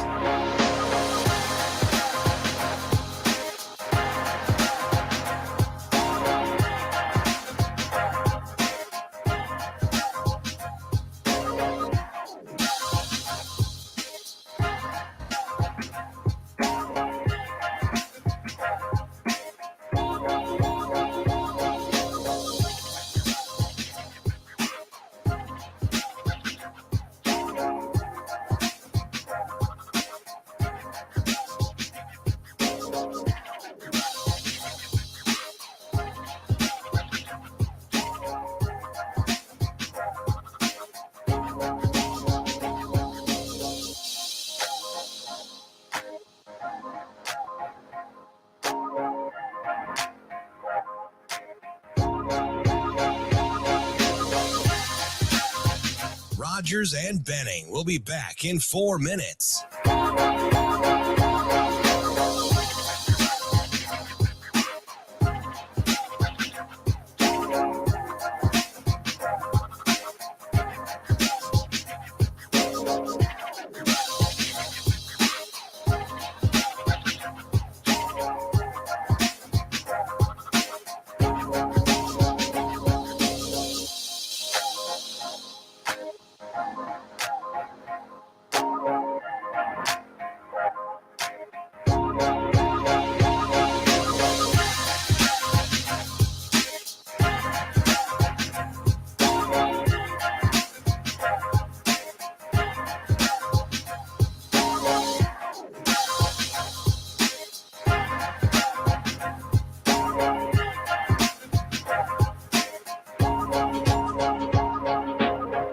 Rogers and Benning will be back in 3 minutes.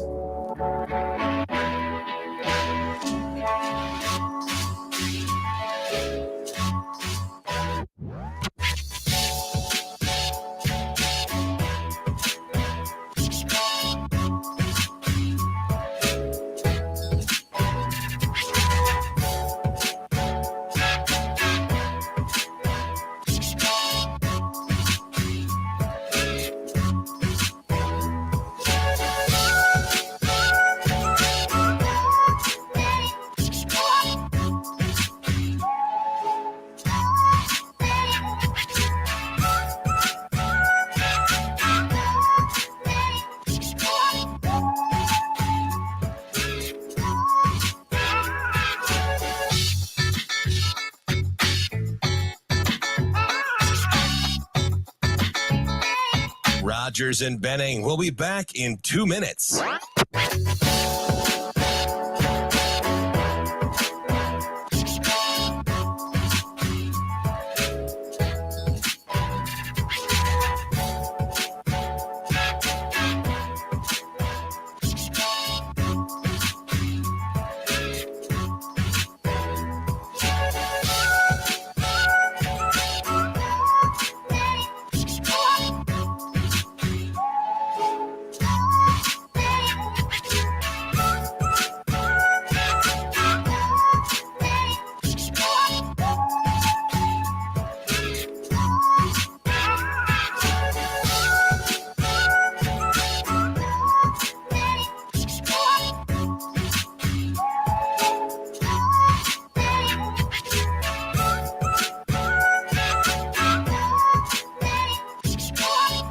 Rogers and Benning will be back in 1 minute.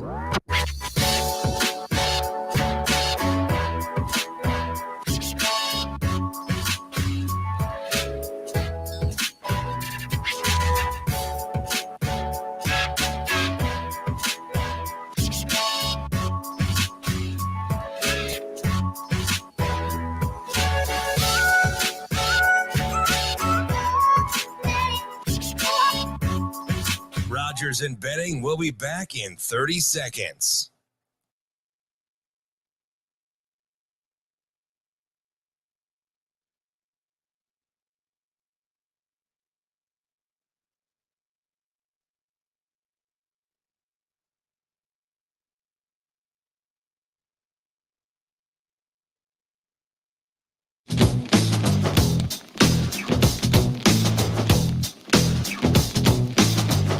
Coffee and Cream with Rogers and Benning on Hail Varsity Radio.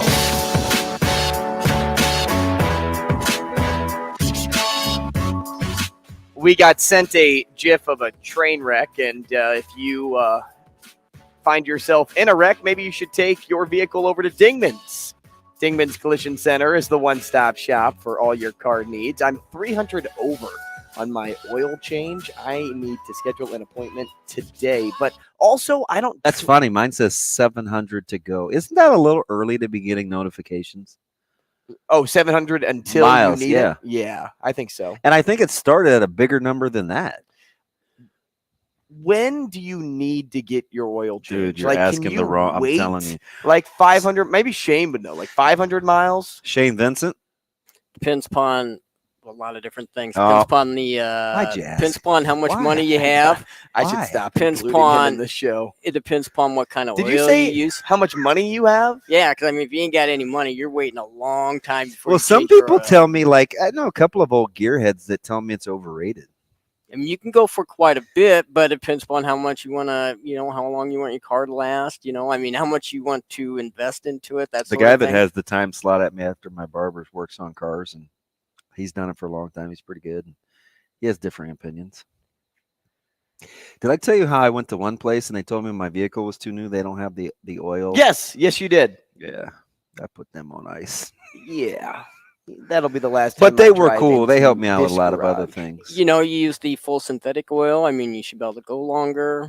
Oh, You use the 'cause we're all about going longer, right? you use the Total Portuguese. you use the cheaper oil. Synthetic. It's all synthetic, right? Do you know any natural oil? You use You use get one the you get out of the cheaper oil. ground. Yeah, Is that powering I your pumped it vehicle? myself. Yeah, you just hitting rigs or what? You Shane? use the cheaper oil that's already dirty when you get it, then it doesn't last as long. Wait a minute, like cooking oil? Like Like Pam? no, Like when the flour drips or what? Are you saying Pan or Pam? I'm not saying either one. I think I can help solve this Pam debacle. Dude, can I just shorten the whole thing to Vincent? Like, Yeah, or just to Digman's. Like, just go to Digman's. now we have now we have joysticks all over our I know. Twitter timeline. Yeah, I bring up the Titanic, and here we go. The So who started it? the Was that missing ship? Yeah.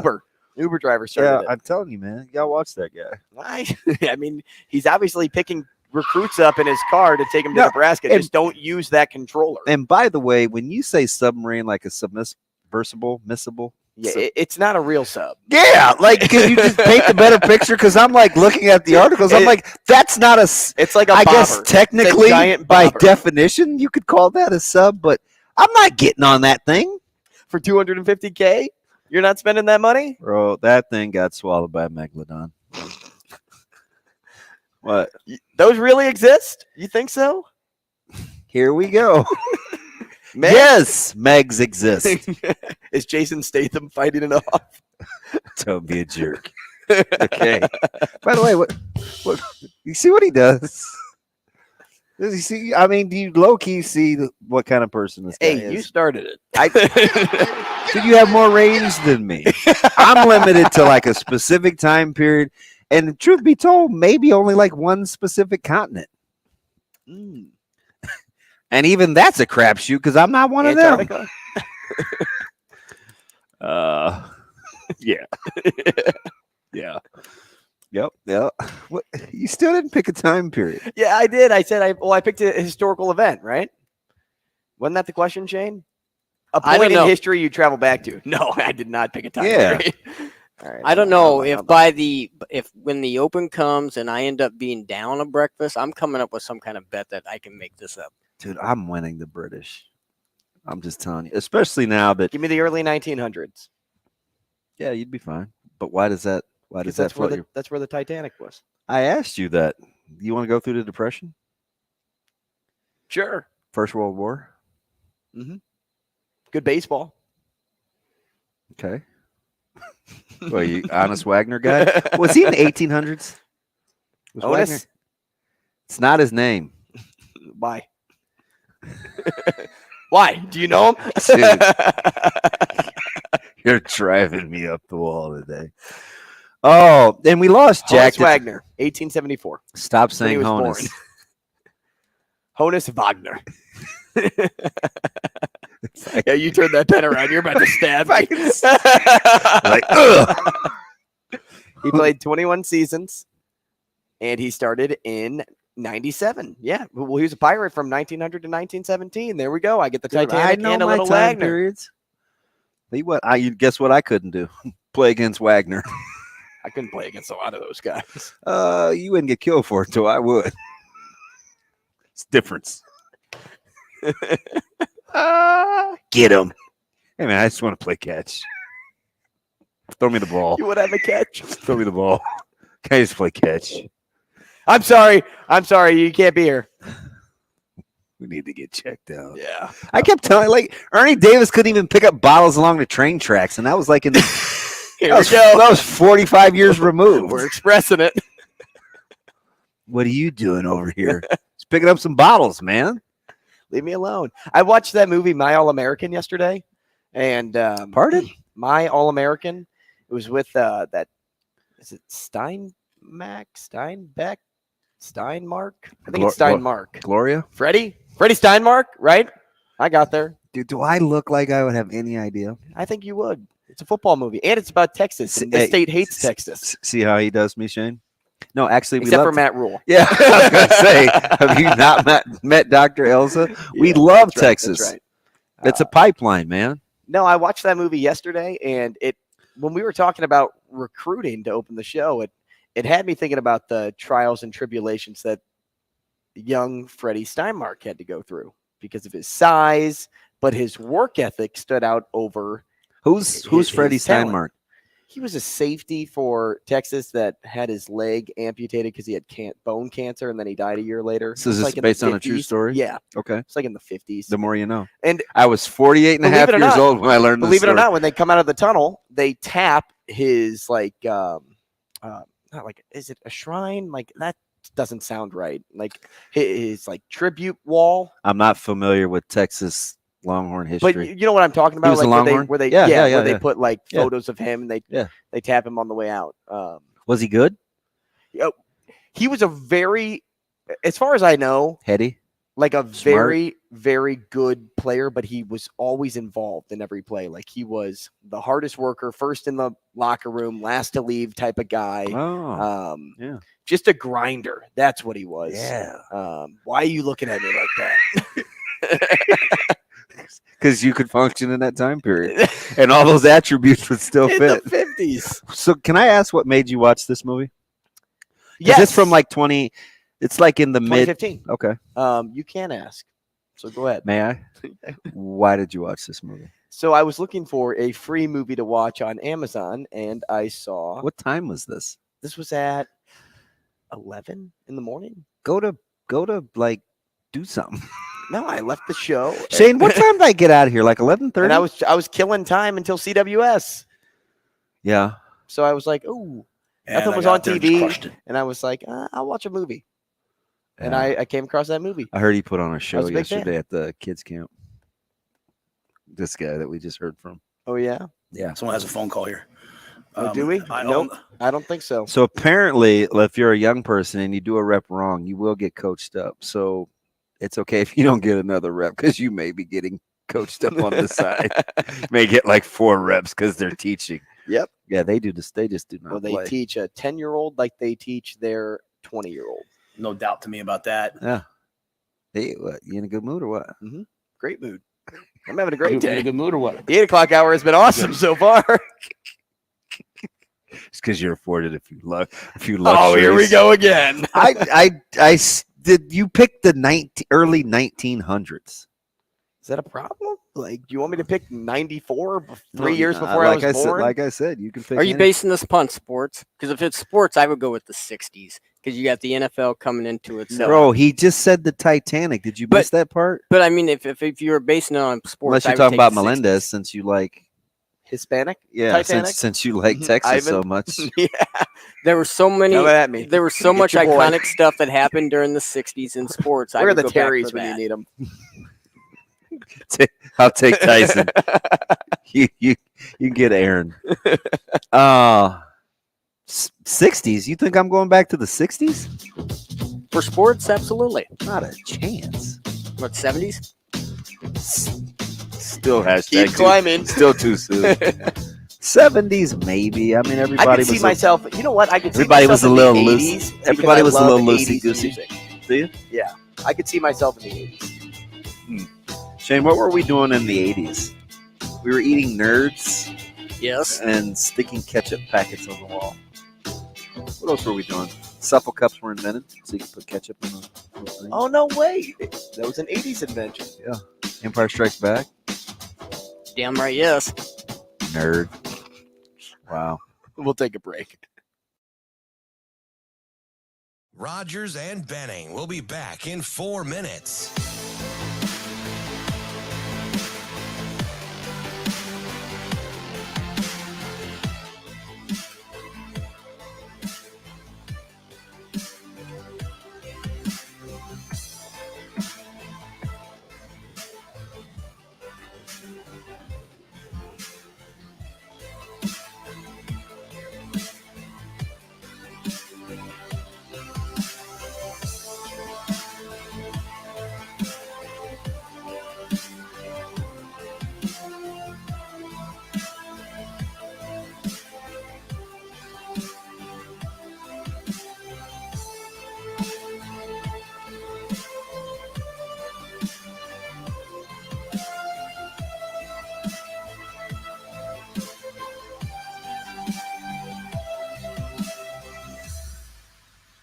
Rogers and Benning will be back in 3 minutes.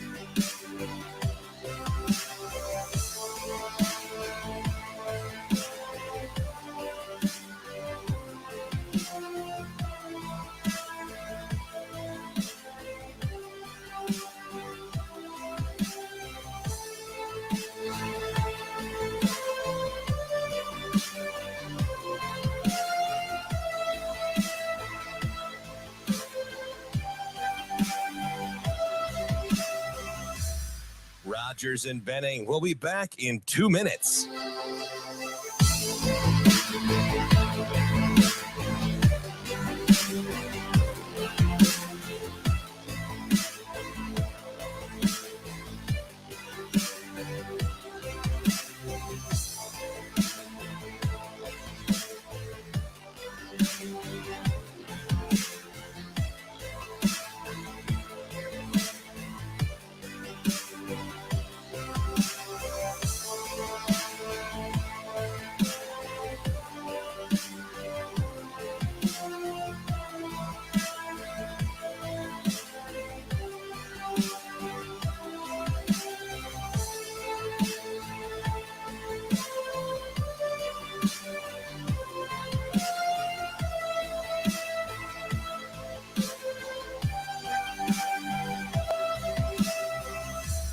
Rogers and Benning will be back in 1 minute.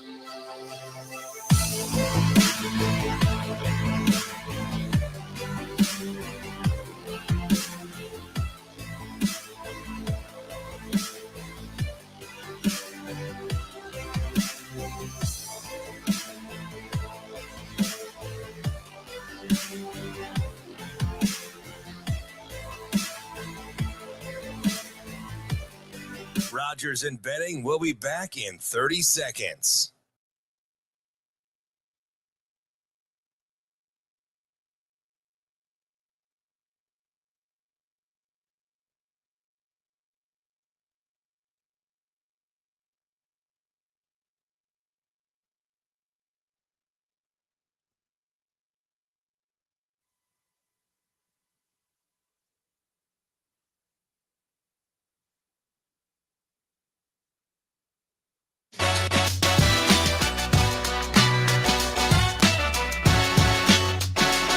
Coffee and Cream with Rogers and Benning on Hail Varsity Radio. 2-1 the count on Hunter Ensley. Matthews deals. Breaking ball pulled to left at Alberto Rios, who circles. Denton tags. Rios fires. The tag. Not in time. Tennessee's on the board. They've stuck around Tennessee long enough to face LSU once again tonight. Coffee and Cream in the morning on Hail Varsity Radio, powered by Currency. Damon Benning, Andrew Rogers. Happy to be joined by Vince Ferrara, morning show host and voice of Tennessee Baseball Now at Vince Sports on Twitter. Vince, good morning. Morning, guys. Yeah, my partner John Wilkerson handling things there in Omaha. Wish I was there. I was there 2 years ago, but not able to not able to be on this trip because John and I also host the morning show on our radio station. So we kind of have to be here for our remotes and our businesses that we go to. So, but good to be on with you. Appreciate you asking me. Tell you what, man, somebody's got to be the mature one and hold down the fort, man. It's like that's why DB stays more. Yeah, coincidentally, I'm the guy that's sitting on the road. Like Dave's the responsible guy. I had you to run the show, but I mean, listen. So this one's interesting, right? This is a team that appears to really take on the personality of their head coach. And there is some ebb and flow, but watching him the last third of the season, this isn't a new TV. He just seems like he's tempered it down just a little. You think he has a better understanding of coaching in those big time moments now? I think it's been a learning year. I don't know if the emotion part of it is maybe at the top of it. I think handling a very different team, that a new team, and making some of those decisions and trying to make sure that the peer coaching and leadership is there and focusing on that. It's a very different team with those personalities than it was a year ago. I know there's, those moments that really were lightning rod last year from Tony Vitello, but probably more so from his players that were very boisterous. But you know what? He's a guy that if you earn it, if you put in the work and you produce, he's going to give you some rope to show your personality. And I think it just kind of trickled throughout the rest of the roster. It's a different type of team this year. So in some ways, I think he's maybe adapted to the personality of his team. Look, there's moments where, and he was warned late in the game where he came out, thought there was a close play late in the ball game, and kind of took some steps toward the first base umpire, and then he was told to get back in there. He's Italian like me, so he's got some emotional moments, but I mean he's not chest bumping umpires like happened last year that a lot of people still point to. But I just think the season has gone very differently in a very different team. So I don't think it's intentional. I think it's kind of the way things have played out this year, and trying to get focus on those guys and getting them right. And then obviously the emotions pop up at different times. Vince, if we look away from last year and look to now, Tennessee, elimination games ahead, and the toughest opponents lie ahead too. You have LSU once again, who Tennessee has already dropped 1-2, but at least you won't have to see Skeens. So we think, who knows what LSU could end up doing, but that's probably a good guess. How do you think seeing the Tigers once already will benefit the Vols in this matchup? Yeah, personally, I'm one that as long as that guy is wearing a uniform and in the dugout and has access to his cleats, I'm not ruling it out.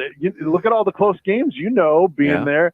How many close games there have been? If it comes down to getting an out or two, good luck with him going back to his fan base and not using him if he says that he's ready to go. So I'm not ruling that out, but it is different. Jay Johnson said in the postgame last night after they lost to Wake, they have 9 guys available, and they'll start with one.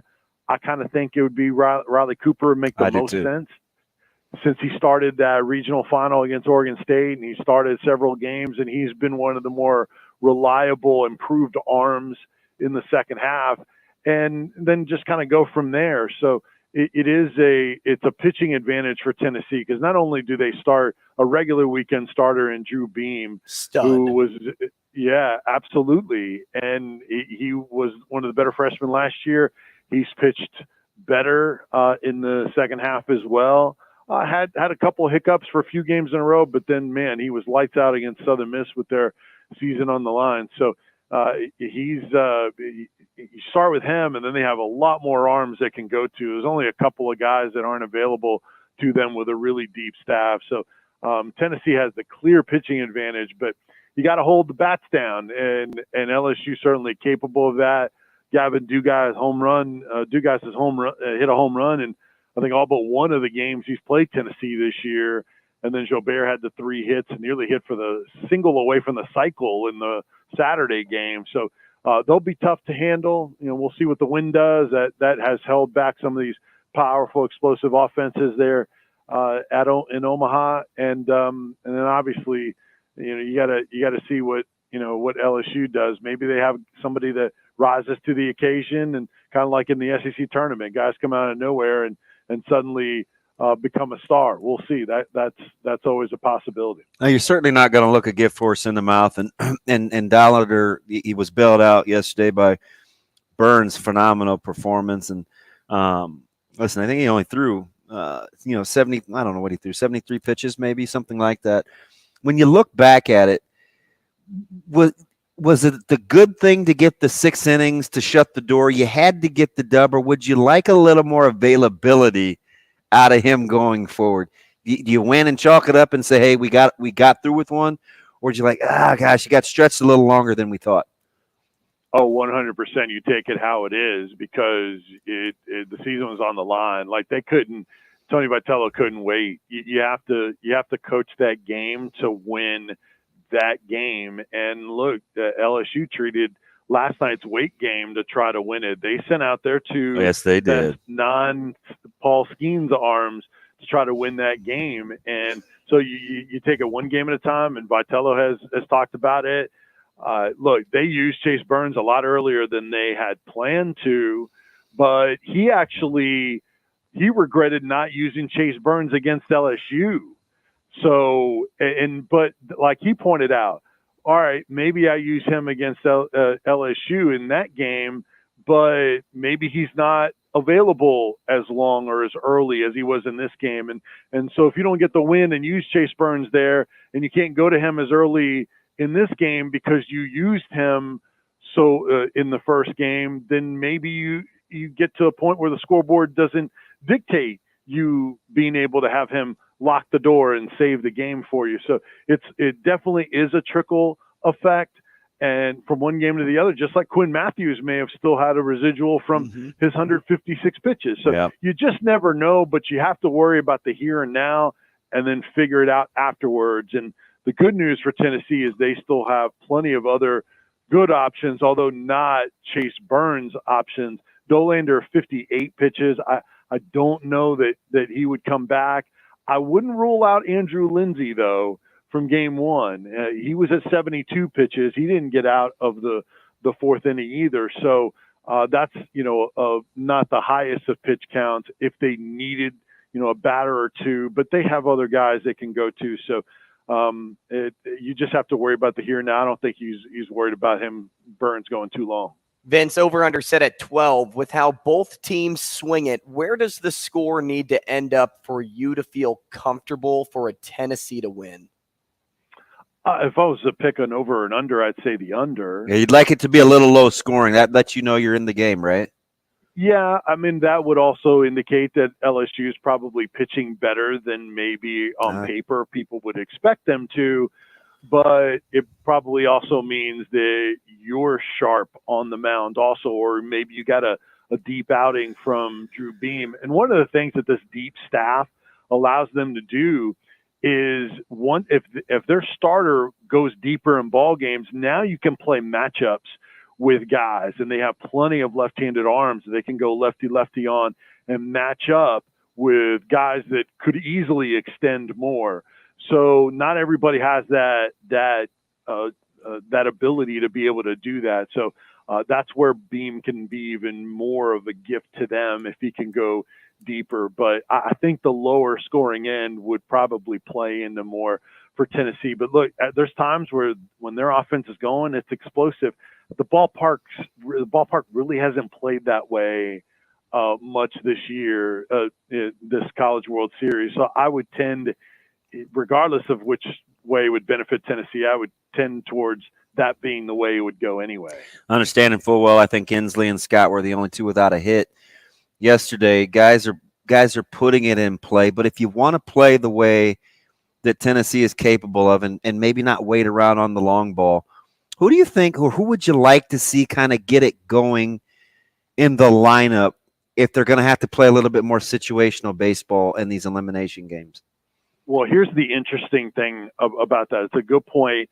Tennessee won without hitting a home run for the first time since March 25th when they beat Texas A&M. And it's only happened one other time, February 25th. They beat Dayton 4-1.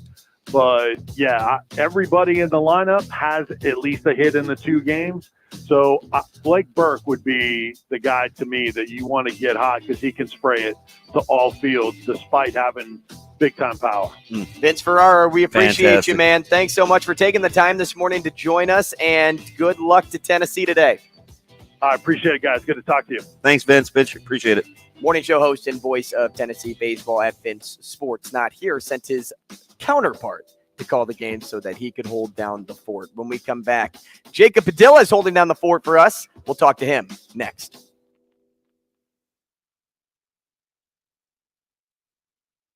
Rogers and Benning will be back in 4 minutes.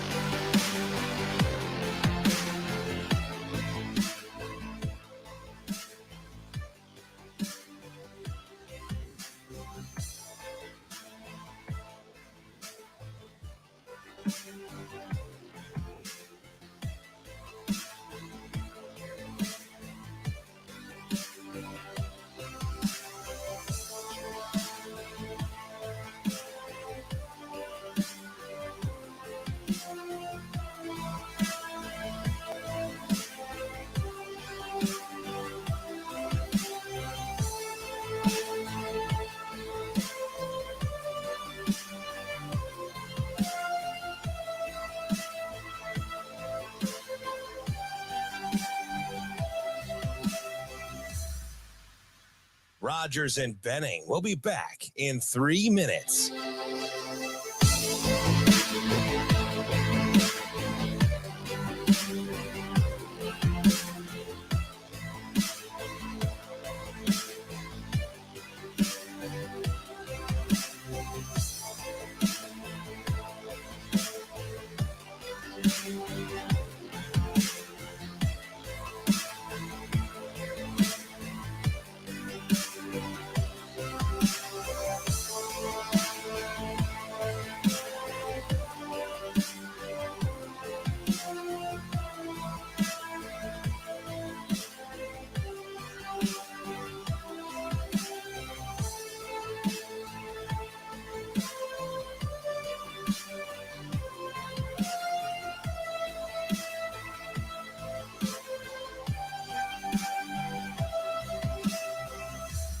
Rogers and Benning will be back in 2 minutes.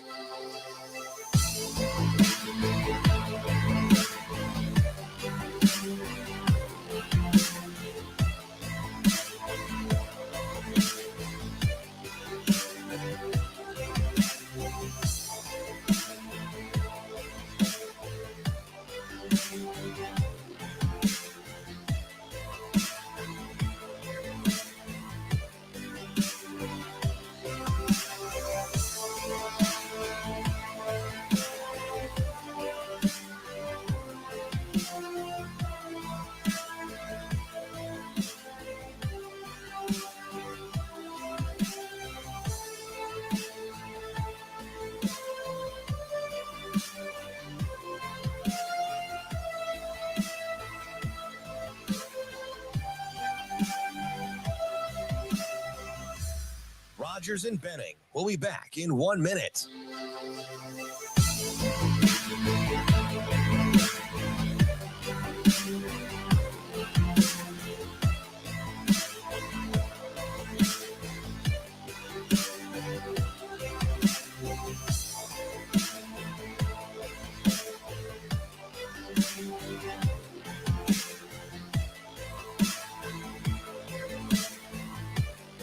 Rogers and Benning will be back in 30 seconds.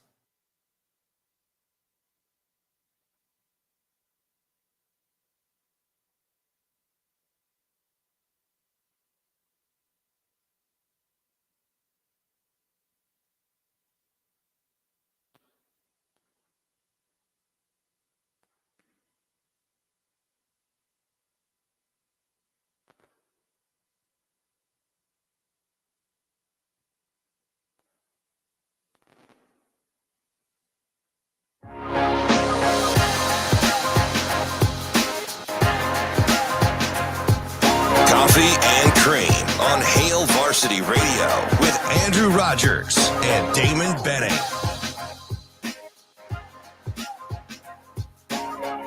Hey, welcome back to the show, 888-638-4876. If you'd like to get involved in at any point, Coffee and Cream in the morning on Hail Varsity Radio, powered by Currency. Live from the H&H Chevrolet stage at Hail Varsity Club. You can catch us on 590 ESPN Radio here in Omaha. We're live on Twitter and live on YouTube, the Hurrdat Sports and Hail Varsity Radio YouTube pages. If you miss anything on the show, especially that 8 o'clock hour, if you want to maybe laugh a little bit, if you want to cry a little bit, if you want to, just wonder why you're listening to two knuckleheads, you can go back and listen to that on the podcast app, Spotify, Apple, Amazon, and Google. I'm just laughing at you, man. That's it. The old Titanic. I'm going to go back to that period of time. What's wrong with that? I'm not using a Logitech controller or a Kmart brand. I'm going to use my PS4 name brand. How much money would you pay to put yourself in harm's way? I wish I had enough money to actually think about that. Yeah. I think the most dangerous thing I would do, if I had a ton of money, would be this. I'm definitely going to swim with sharks. And that's not overly expensive. Not for me. I'm telling you. You're going to get swallowed by Meg. No, I won't. I know I won't. So I know what the temp change will be like. I'm not going that deep. What if the cage drops like 47 meters down? I'm gonna break that thing open and swim my little. Oh yeah, my little butt works. Yeah, just gonna unlatch that thing. Keep my composure and swim to the top. Isn't that what I'm supposed to do? Yeah, I think that's it. Why didn't they do that in the movie? Yeah, I don't know. over in I 5 know. minutes. Stop spelunking, especially with water. Yeah, I know. You just want to stay in the open ocean. You want to hang out on the bottom. Isn't that what Batman does? Oh my! Live in the ocean? What? Splunk. Yeah, in the cave spelunking. Splunk, like the little cartoons when they hit Didn't each he other. do that in Batman Begins? I believe Yeah, that's he was. Splat. It's it's spelunking. That's cave exploration shade. Splunking. Are you a splunker, Shane? When I can. Good job, Vincent. Let's get on the phone. I Shane, let's take Jacob You now. found young Jacob? Jacob, good morning. Track How him are you? down. Good morning, guys. Oh, hey, Jacob. We put out an APB, man. We found you. How are things? I'm doing all right. Who's better abreast of the situation, you or Chris Paul?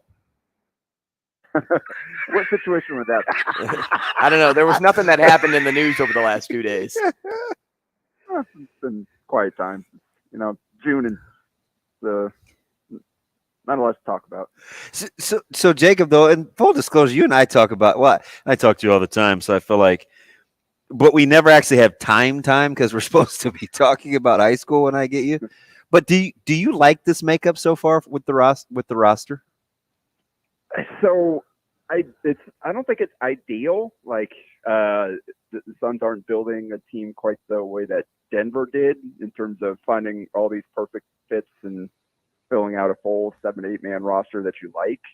But heading into this off season, I think the paths to meaningfully improve were limited. I don't.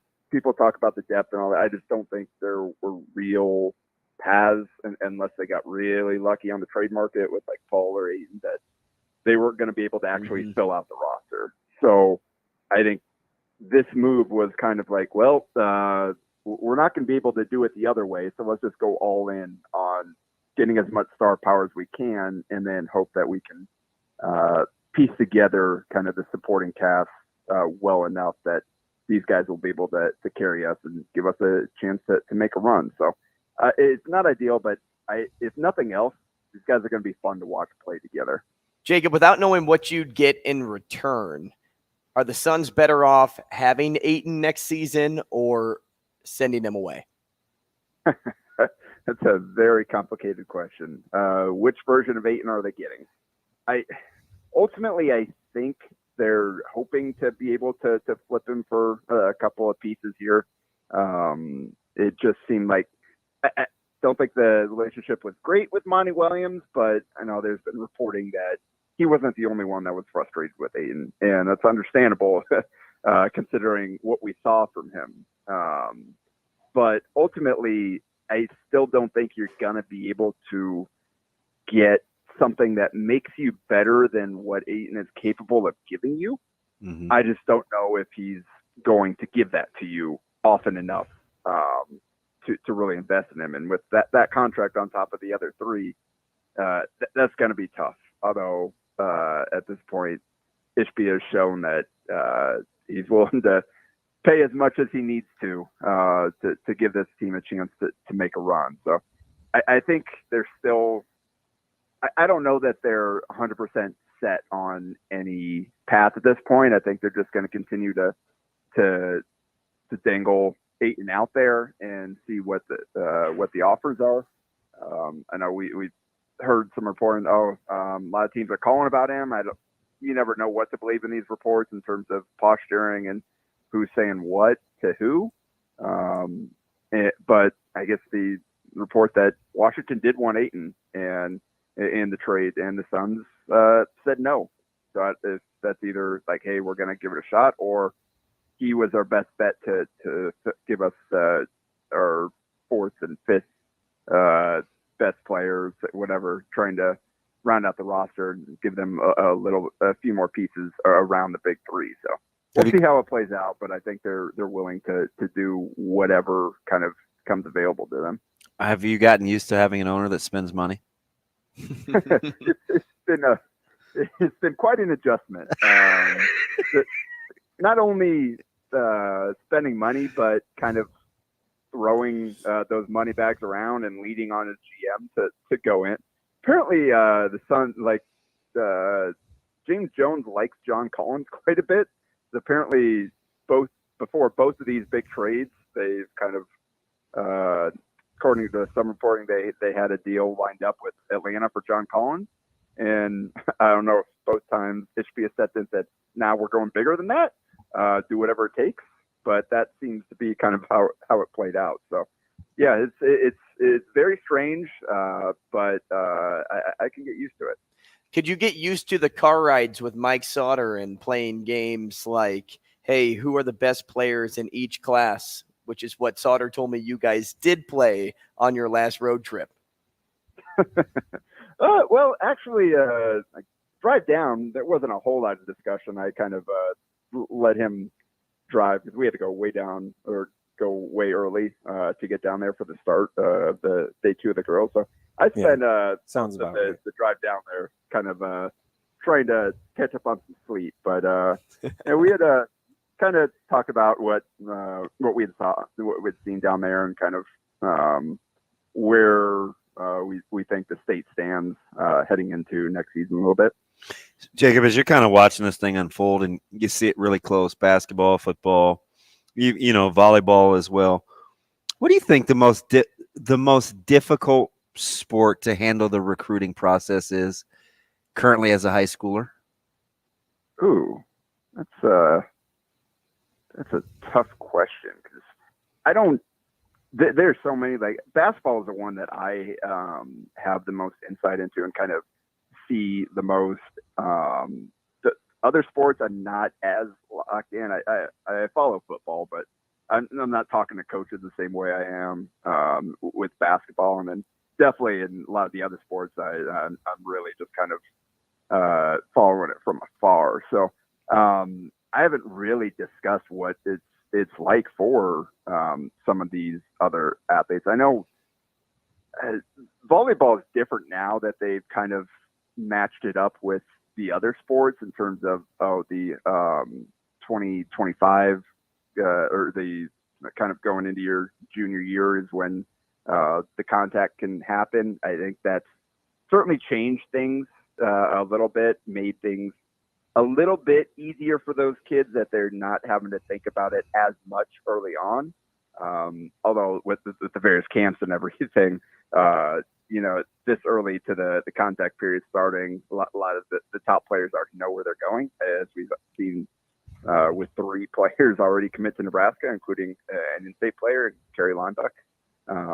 But I guess, man, I guess football is pretty tough, just the way that works with all the camps you have to go to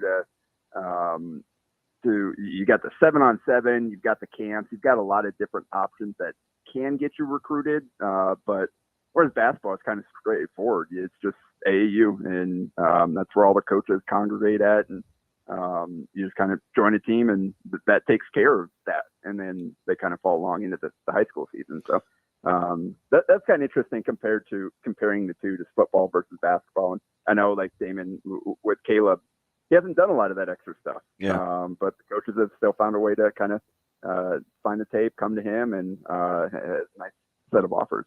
So here's the thing, Jacob. I'm not sure which one is harder to get my mind around. Coaches can sometimes watch a day of 7-on-7 or a day of camp, and you put up some times versus, and we've seen this, college coaches catching the right couple of games at a summer tournament and getting offers that way as well. Which one do you think is more of an accurate indicator? Because we've seen both, right? Yeah. At least with basketball, it's still 5-on-5. It's the same sport.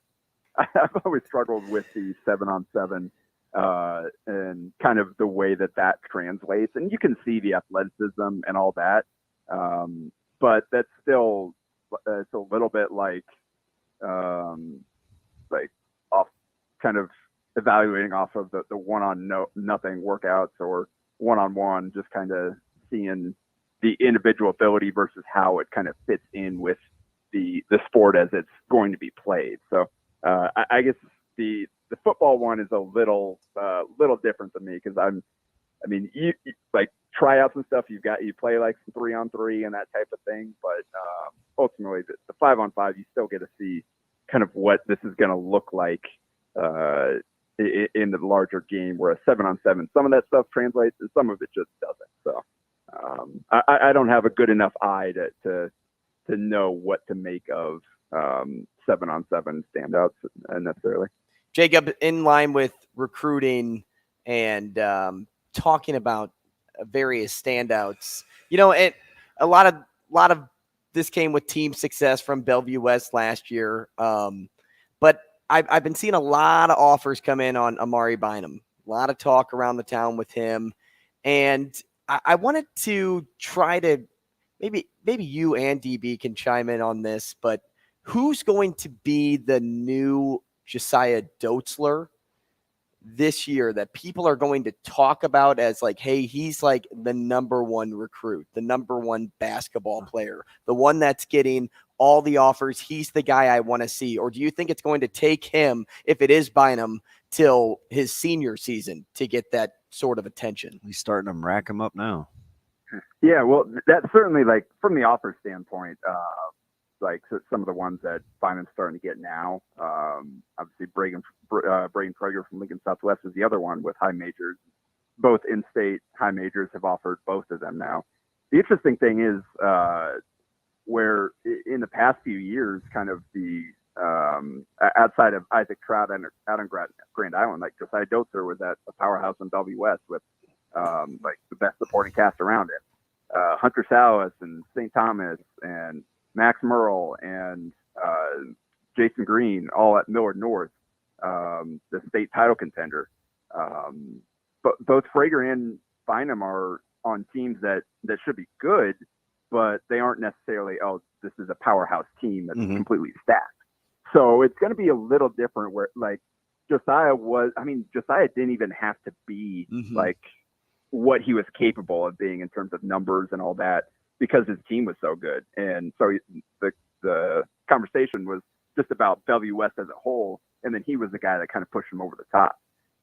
Brian will have a chance to be better this year with some of the additions they've made and with the improvement he's made, because he has made a huge leap even since the end of the season. Like what I saw this weekend, Saturday was the first time I saw him play with Brian, because he's been gone for camps and all that for most of June. And I only saw him play one time with Mocan, and they weren't even challenged. So he didn't have to do a ton in that game. So I was really impressed with what I saw on Saturday in terms of some of the difficult shots that he was able to make, and some of the defensive plays he made, just with the wingspan and the frame, chance to continue growing in addition to adding that skill set. He's definitely someone that's really, really interesting in terms of where he might go. but we'll have to see kind of where Brian falls into the landscape, and that impacts the conversation, because I know Isaac Trout, everybody was kind of talking about him, but he probably didn't get as much. And part of that too, because he wasn't in Omaha, Lincoln, or whatever out in Grand Island, but also the team kind of impacted how much he was talked about when kind of people discuss high school and state title contenders and all that. So it'll be, and also just a junior. That's the thing. Like right with Frager and Bynum, both kind of skipped the 2024 class, where a lot of those guys are really good high school players, but they don't necessarily have the projectable traits in terms of being high major guys. The junior class kind of has that, but again, none of those guys, I know Chuck Levis and some D1 offers as well, none of those guys are on teams that are stacked. They're like, oh yeah, that's a state title contender. So it'll be interesting to see kind of how that the discussion goes with those guys this season compared to some of the top guys the last few years. Just listening to you talk, I think a lot. There's some competitors out there, right? At some other schools that think a school like BWS, hey, I know BWS has a ton coming back, a lot of good players, but they do think Dotzler was the key, right? His poise, his ball his playmaking, his ball handling. Where I wouldn't say that they think they're vulnerable, but a little more human without Josiah. When you look at basketball, and I'll give you the football comparison again. Do you think basketball in terms of recruiting and star power, because I always say this about football, I think blank will have a good chance to be successful in college because they don't need a babysitter. And you know what I mean when I say that, right? How important is that, do you think, when you watch basketball and its recruitment? Because I think the one thing that separated Dotzler among a lot of things is he didn't need a babysitter. Like when he came out, winning was the most important thing, and he would do what it took to win. He spent a ton of time in the gym. He was always working on his game. How much of that do you think matters in basketball if you're trying to project long-term success? Ultimately, I think that was a big part of why Creighton made the offer. They just I'm with you too. A good fit, because I mean, Josiah wasn't a guy that no-brainer offer. Like, he's a guy that worked really hard and got the offer late. And that plays a big part of it. I mean, it starts with, all right, does this kid have physically what it takes to play at the next level? And he's got good length, and obviously you talked about when it needed to, he could really go. Physically, like he can play the position at the next level. And then on top of it, you get good character background. Like, coaches look into that stuff as well. They talk to their coaches. Kind of just seeing them play is only the start, especially for some of these guys that, like I said, aren't no-brainers, that like, oh yeah, everybody's going to be offering. And a lot of that plays into like whether or not kids kind of reach their ceiling. Do you have the right people around you? Are you yourself, like you said, someone that you're going to go put in the work without anybody telling you? Yeah. You're going to stay out of trouble. You're going to take care of business in the classroom. That's a big part of getting recruited, in addition to just being a standout on the field, on the court, whatever it may be. So, yeah, that's definitely something coaches look into, and kids need to be aware of that. Jacob, discoveries are something that I really look forward to seeing every year. And not to say that, you really don't know who's coming up because of how strong the AAU scene is here for basketball.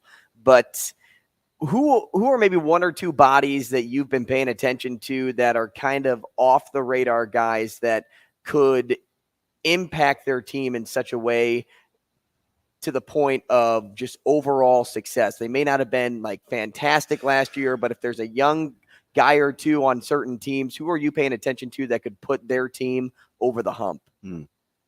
I think Trinell Parker probably fits that category.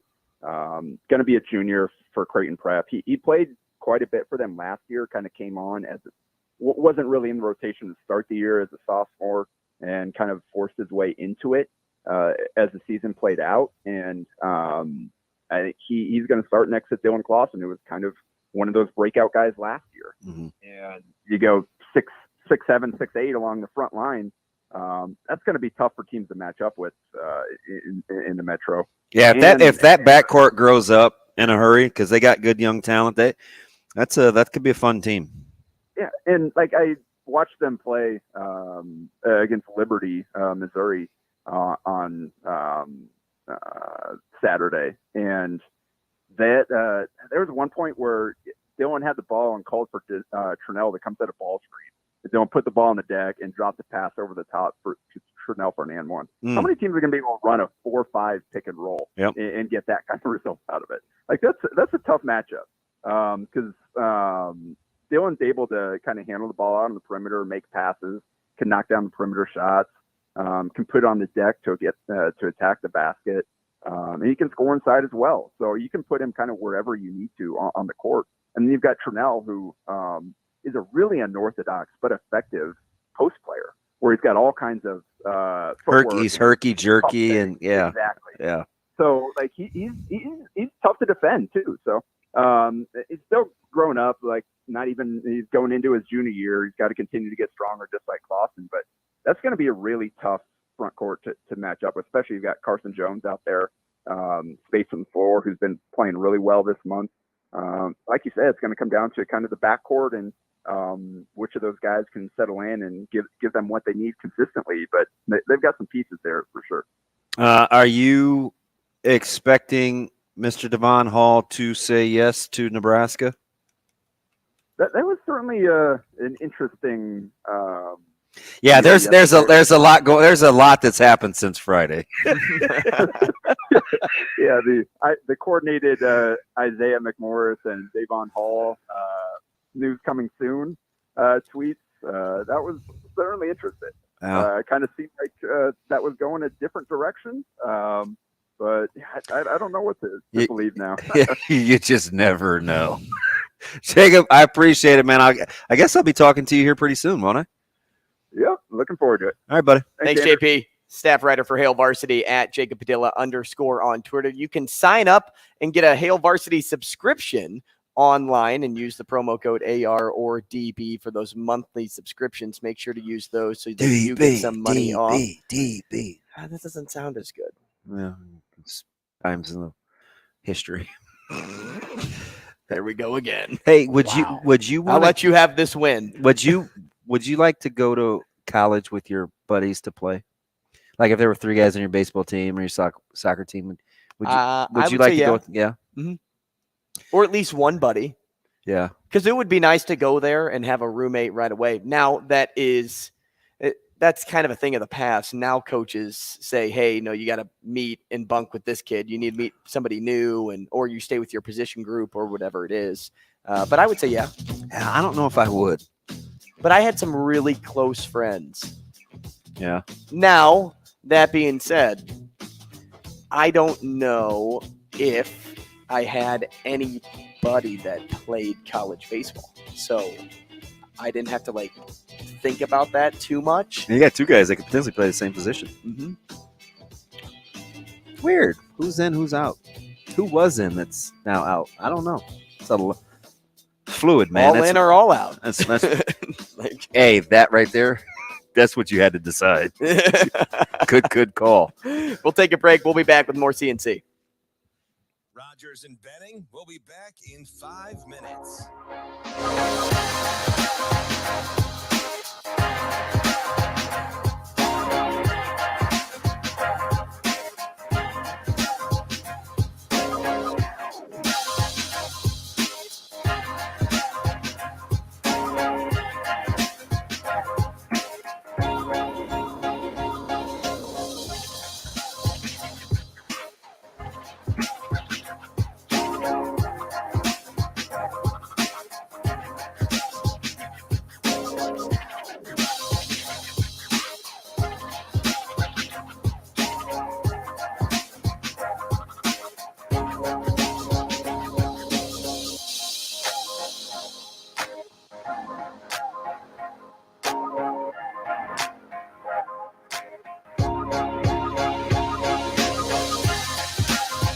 Rogers and Benning will be back in 4 minutes.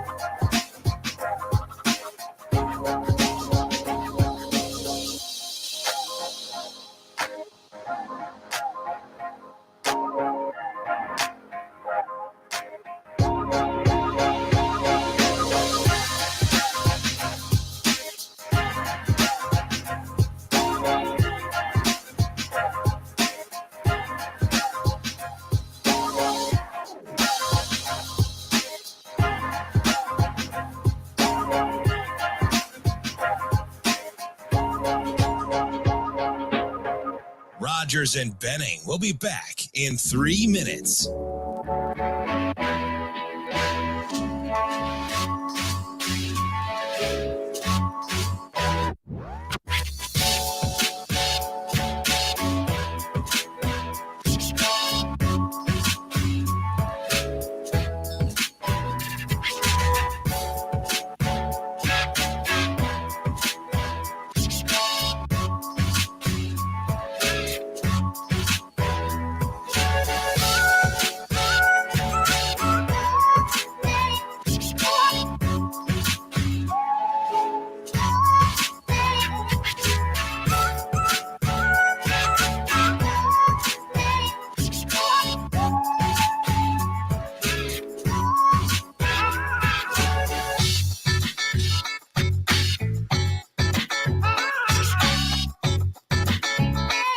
Rogers and Benning will be back in 2 minutes.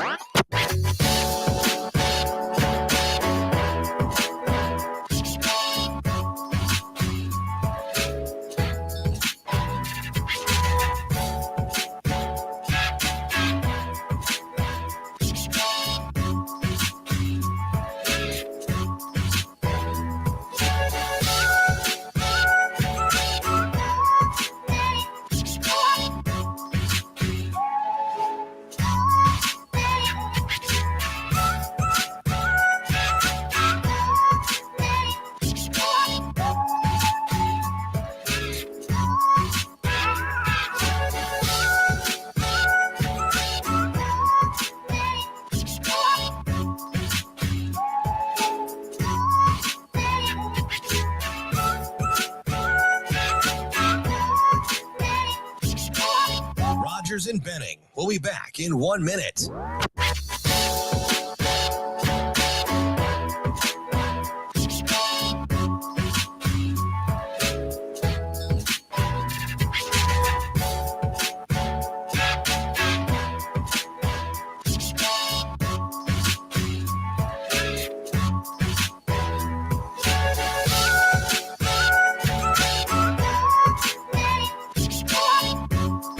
Rogers and Benning will be back in 30 seconds.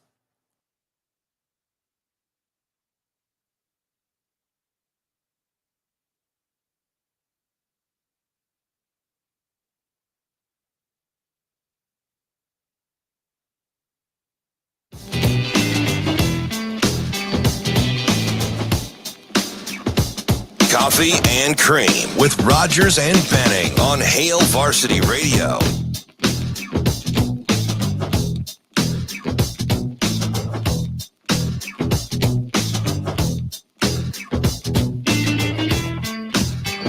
Here we are. We are back. Coffee and Cream in the morning on Hail Varsity Radio, powered by Currency. Damon, Benning, Andrew Rogers. I can't help but notice that sweatshirt strikes me as like a Cubs colors. I know. Like it seems like it Cubs is sweatshirt. It was the downside. I saw a guy with a baseball hat on yesterday who had the Dodgers font of LA, but it said Cubs fan, right? Yep, they did win. But it said AL. The letters were superimposed. It was messing with me the whole time he was in there. But at that deal, folks, like they just kept getting their gloves stitched and they were looking for the limited edition stuff. These little kids, man. I tell you what, those parents come to spend money they get down here. So here's what I can't believe.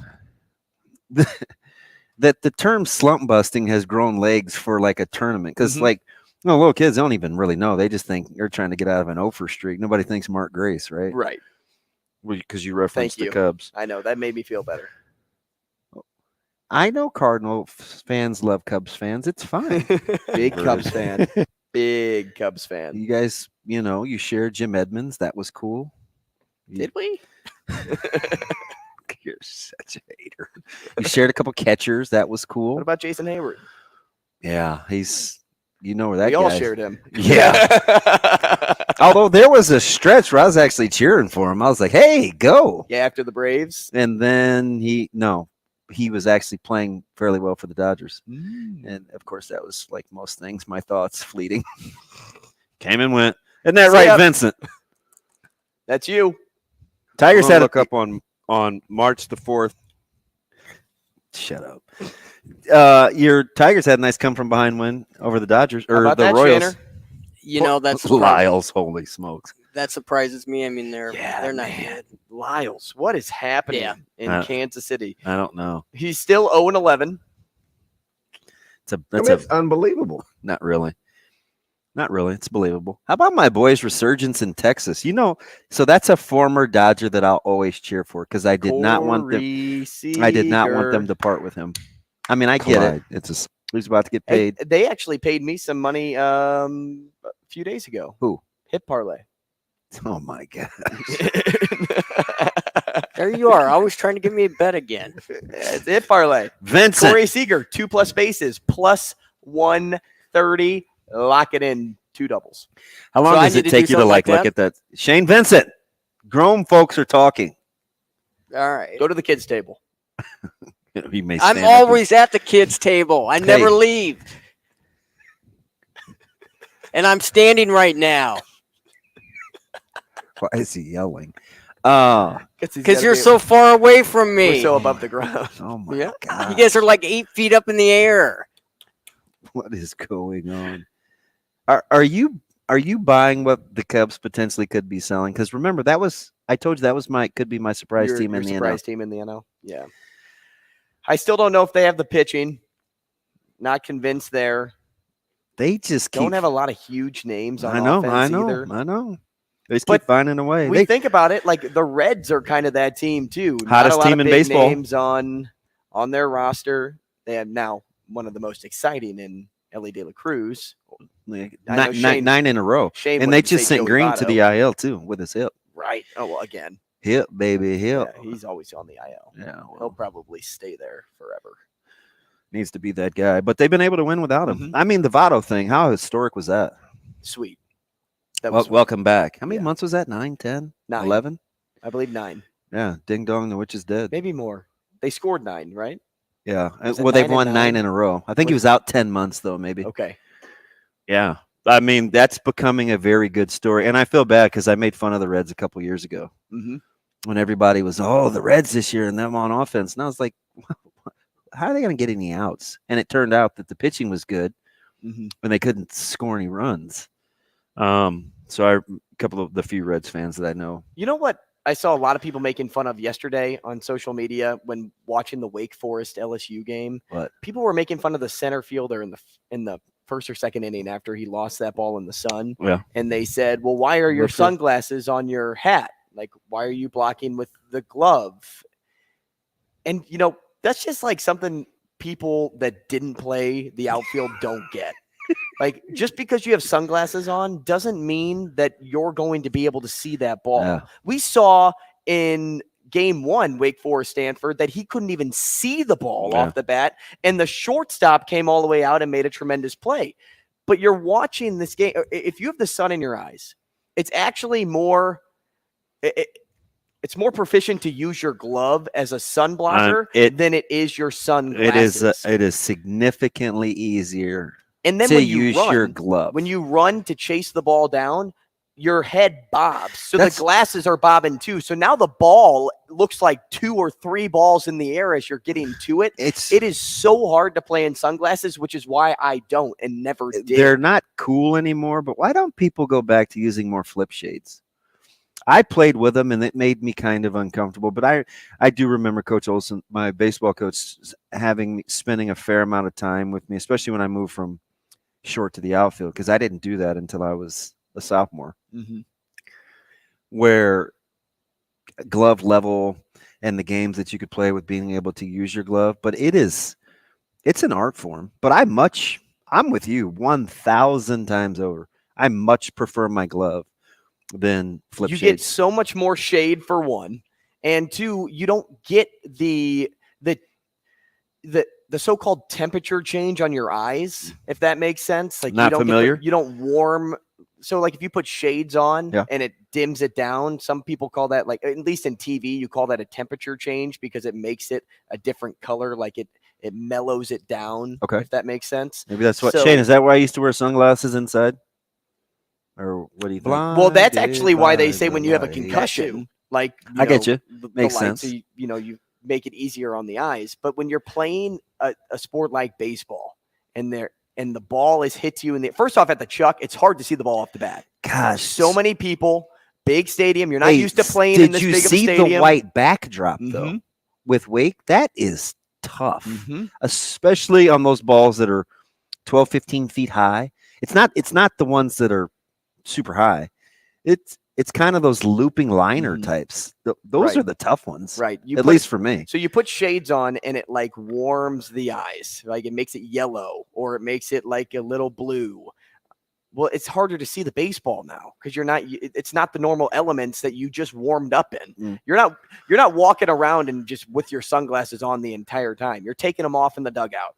Then you're putting them back on when you go out onto the field. Well, now it's a change. I know they're not as cool, but why did we get away from the flips? I know they like the tight. Not sure. And now maybe, technology. It's not technology, but whatever. The optics are better with those wraparounds now with the lenses. They're a lot more universal, but man, why not go back to the old school flip shades? So Daniel, Amazing Daniel asks, you're right about the glove to block the sun, but it's still a legit question to ask why the sunglasses are on his head at all then, isn't it? And it is a legit question, but it's all about the look. So was players are all about look. Yeah, game one where they took the break because the glasses broke, the sunglasses?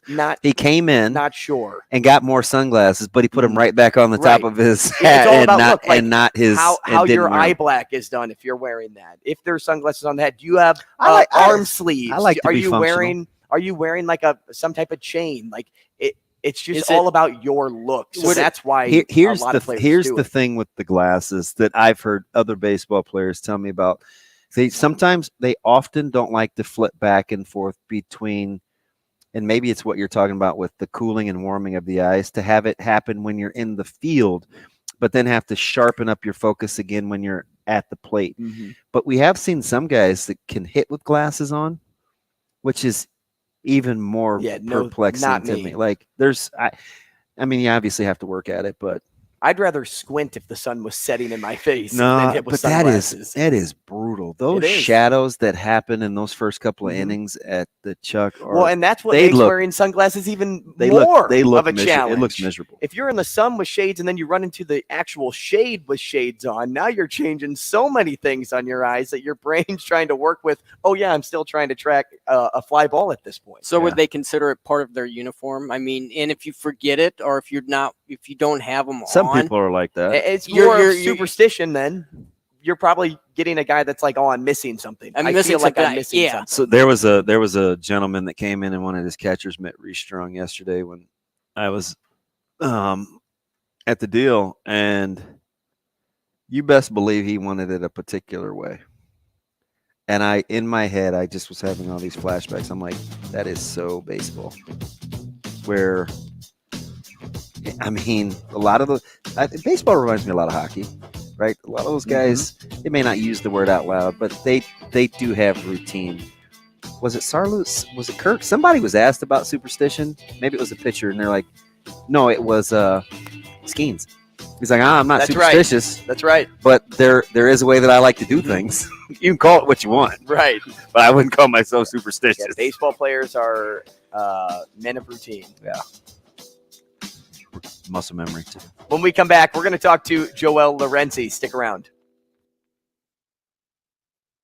Rogers and Benning will be back in 4 minutes.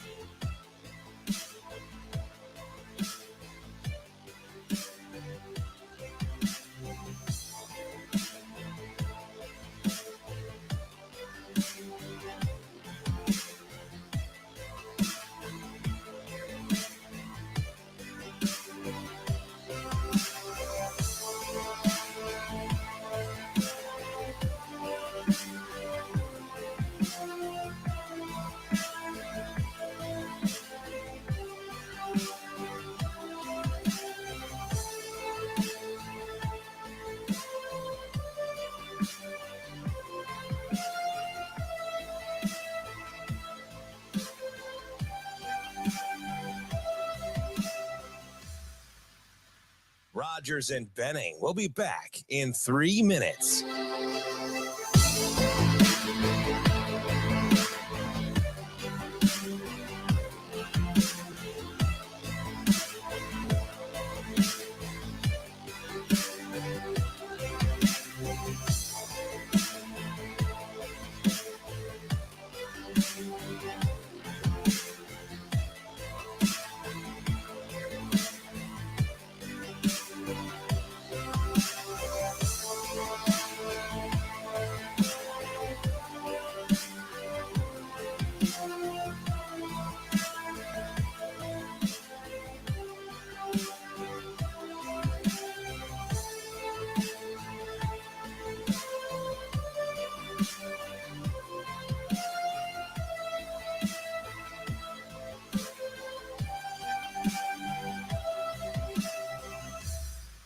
Rogers and Benning will be back in 2 minutes.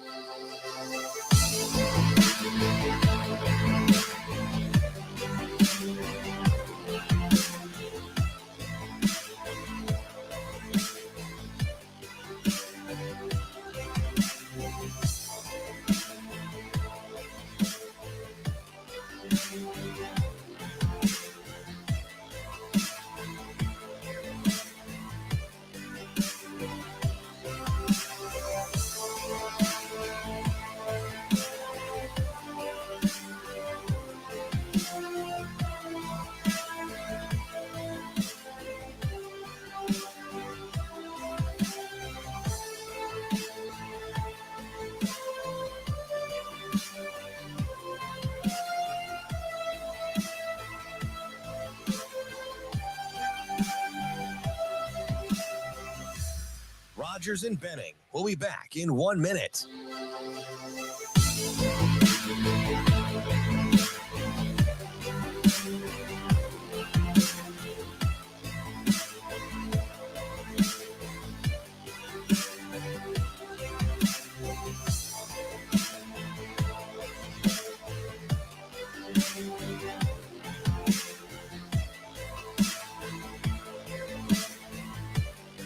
Rogers and Benning will be back in 30 seconds.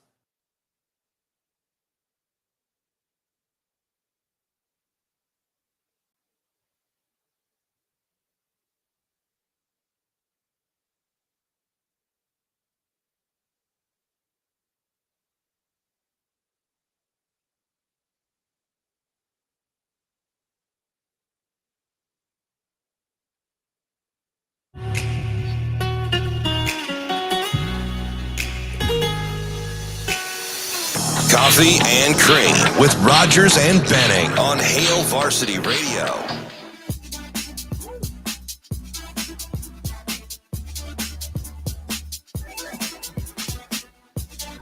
I'm watching a video right now, DB, on Twitter of Connor Wong getting sent back to third base for running into the umpire. Yeah. As he's rounding third base. It's totally the umpire's fault. What are we doing? There's zero question that that's the umpire's fault. I don't even know why he was that far up the baseline. Do you have any idea? No. Well, he was preparing for the play at third, but then he panicked. Can he see where the ball is going? Right. Even the third baseman had left third base by then. Like, get your bunda out of the way. Yeah. You see the play over to third, and he's moving, and his body just took him that way. I guess. I don't know. Not the right call. My mind's telling me no. But my body telling me yes. I don't think we can. I think that's frowned upon to sing that song by that guy. Is it? Yeah. How many years did he get? 50? He got a lot. I think 50. I wish I had 50. No, years. Dollars. Oh. 50. What would you have, like a hit parlay with you and your brother? I thought, whoa. Baseball. That guy definitely is not wagering anything. Because well, he's got $50. I know one thing. He is not a fan of what's being done in Lincoln. And one lick on an ankle. It absolutely was, Coach. Somebody just asked me about him this weekend, and I told him, I said, "Gosh, how old is he now?" And I said, 85 or 86. Like, he's much older than I think we think in terms of how I wouldn't have guessed that. Yeah, I would have guessed he was in his 70s. Not a chance. Am I close? I think I'm close. Let's see. How close am I? Tom Osborne is 86 years old. Yeah. Wow. Yeah. God, 1937. And I should have known because my dad is 36. 1936. And he was. My time period was before him. 1912. Again, you had pick of the litter. What about him? Oh, Theo would have had pick of the litter too. Pick of the litter. I wonder what he would have gone back to. Maybe the Crusades. Don't put that crap on me. Really? No, that's him. No, because I'm trying to understand his personality. People would have been killed. Probably some spiritual time, I would guess. Like Jesus? Yeah, maybe the 33 and a half years of the carpenter. If Joseph was a carpenter, I know what he would I don't know that song. Is that one of your hymnals? No, I think that's just a hymnal, not one of mine. Well, I don't think they sing that at my church. I meant practicing Catholicism. No, I don't. I think it was a Christian church thing, Was it? different than Catholicism. All those things are weird. Like Lutherans, Christians, Do we know? Catholics, Should we talk they about all Martin? have- Should we they talk all have, about like, Martin Luther? similar ties. Lots of folks have died in the name of crusades. Mm-hmm. You wouldn't pick that period? You still could have passed. You could have just flipped sides. All right, hey guys, I want to play for the other team now. With me, they'd They'd have be been like, okay. With me, they'd have been, you dirty Moor. I was like, wait a minute. I'm not with the Moors. I just look that way. What? Are you gonna be all right? What are you doing here? I'd be like, oh boy, Jamie Foxx in Robin Hood. Yeah. Yeah. I'd have been the defiant one. In what? In Robin Hood or I think Django? Wow. Really? Didn't he star Django? Yes, he did. But how would you Thank you. confuse Django Unchained with Moors? I didn't know we were still on Moors. Wait, is this a black thing? Just a Jamie Foxx thing. By the way, I don't know if you've heard about those conspiracy theories. This guy is flooding my TikTok time. I can't believe you Jamie said Foxx? that. I don't know if we can be friends. What do you mean? Shane, should I give him the back turn? My man went from the Moors to Django Unchained. So there's really only about 700 years difference in between. I mean, you were close. I know we were still on Moors. We've been bouncing around so much. I did see a clip for Django the other day, though. Get him, Daniel. And It was just on. gosh, it was when he showed up to. When he lit Candyland on fire? No, he showed up to the rich guy's house. Yeah. And they had a bunch of land. That's and, Candyland. And they said, "Hey, like show him around the property." Mhm. Like that was the clip that was on my TikTok? feed. Yeah, I think it was TikTok. Have you ever seen Django Unchained? I'm throwing it. No, I've only seen clips. Don't watch it. Don't watch it. Not worth my time. I mean, yeah. if I've you seen can the one, too, If where- you can fast forward to the end. I've also seen the clip of. I think doesn't he light up like the house? Yeah. Yeah. I've seen It's that got one the too. dynamite above the doors. Yeah. And your favorite guy, Samuel L. Jackson. He lights it up. I just turn the light on, or what? Sammy. Yep. Just hit the switch, Jay. Just hit the switch. Just hit Now the is Samuel switch. L. Jackson also the guy that's in the Avengers? Is he? Yes. Okay. Dude, you're getting us all confused. What is wrong with No, you? I'm just horrible with actors. Name any actor. Go ahead. Denzel. Well, he's my favorite, so I know Denzel movies like the back of my hand. Book of Eli, great movie. Oh, underappreciated. Very underappreciated.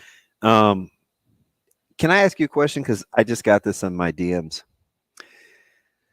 People always want to bring it back to my household. Hey, look, guys, I'm not fretting over DB's taken and DB's not taken. I think I kind of know where we stand. But I will say this. Sam alluded to it. This is going to be another big class for Nebraska. I'm almost certain. And I asked this 2 years ago. I'm going to ask it again last year, and I'm going to ask it again this year. Is our fan base prepared to process guys out that aren't contributing? Can our fan base embrace the survival of the fittest? It didn't work out. Just go to school, or I'll help you get to another school. It has not historically been. It has not historically been the Nebraska way. Mm-mm. Can you process guys out and just move on? Are we cool with that? I just want to win. So you brought up a great thing right there. If the team is winning, I'm sure they can process it pretty easily. So you know what I'm kind of thinking, and I don't have any. This isn't, a lot of times I can just know.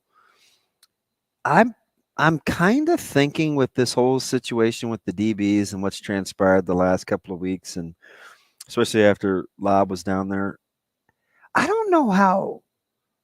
I think maybe we like the current defensive backfield more than the staff does. I mean, look what they're doing with the offers. Yeah, they're loading up. Right? And it's not like guys that are jumping off the page at you.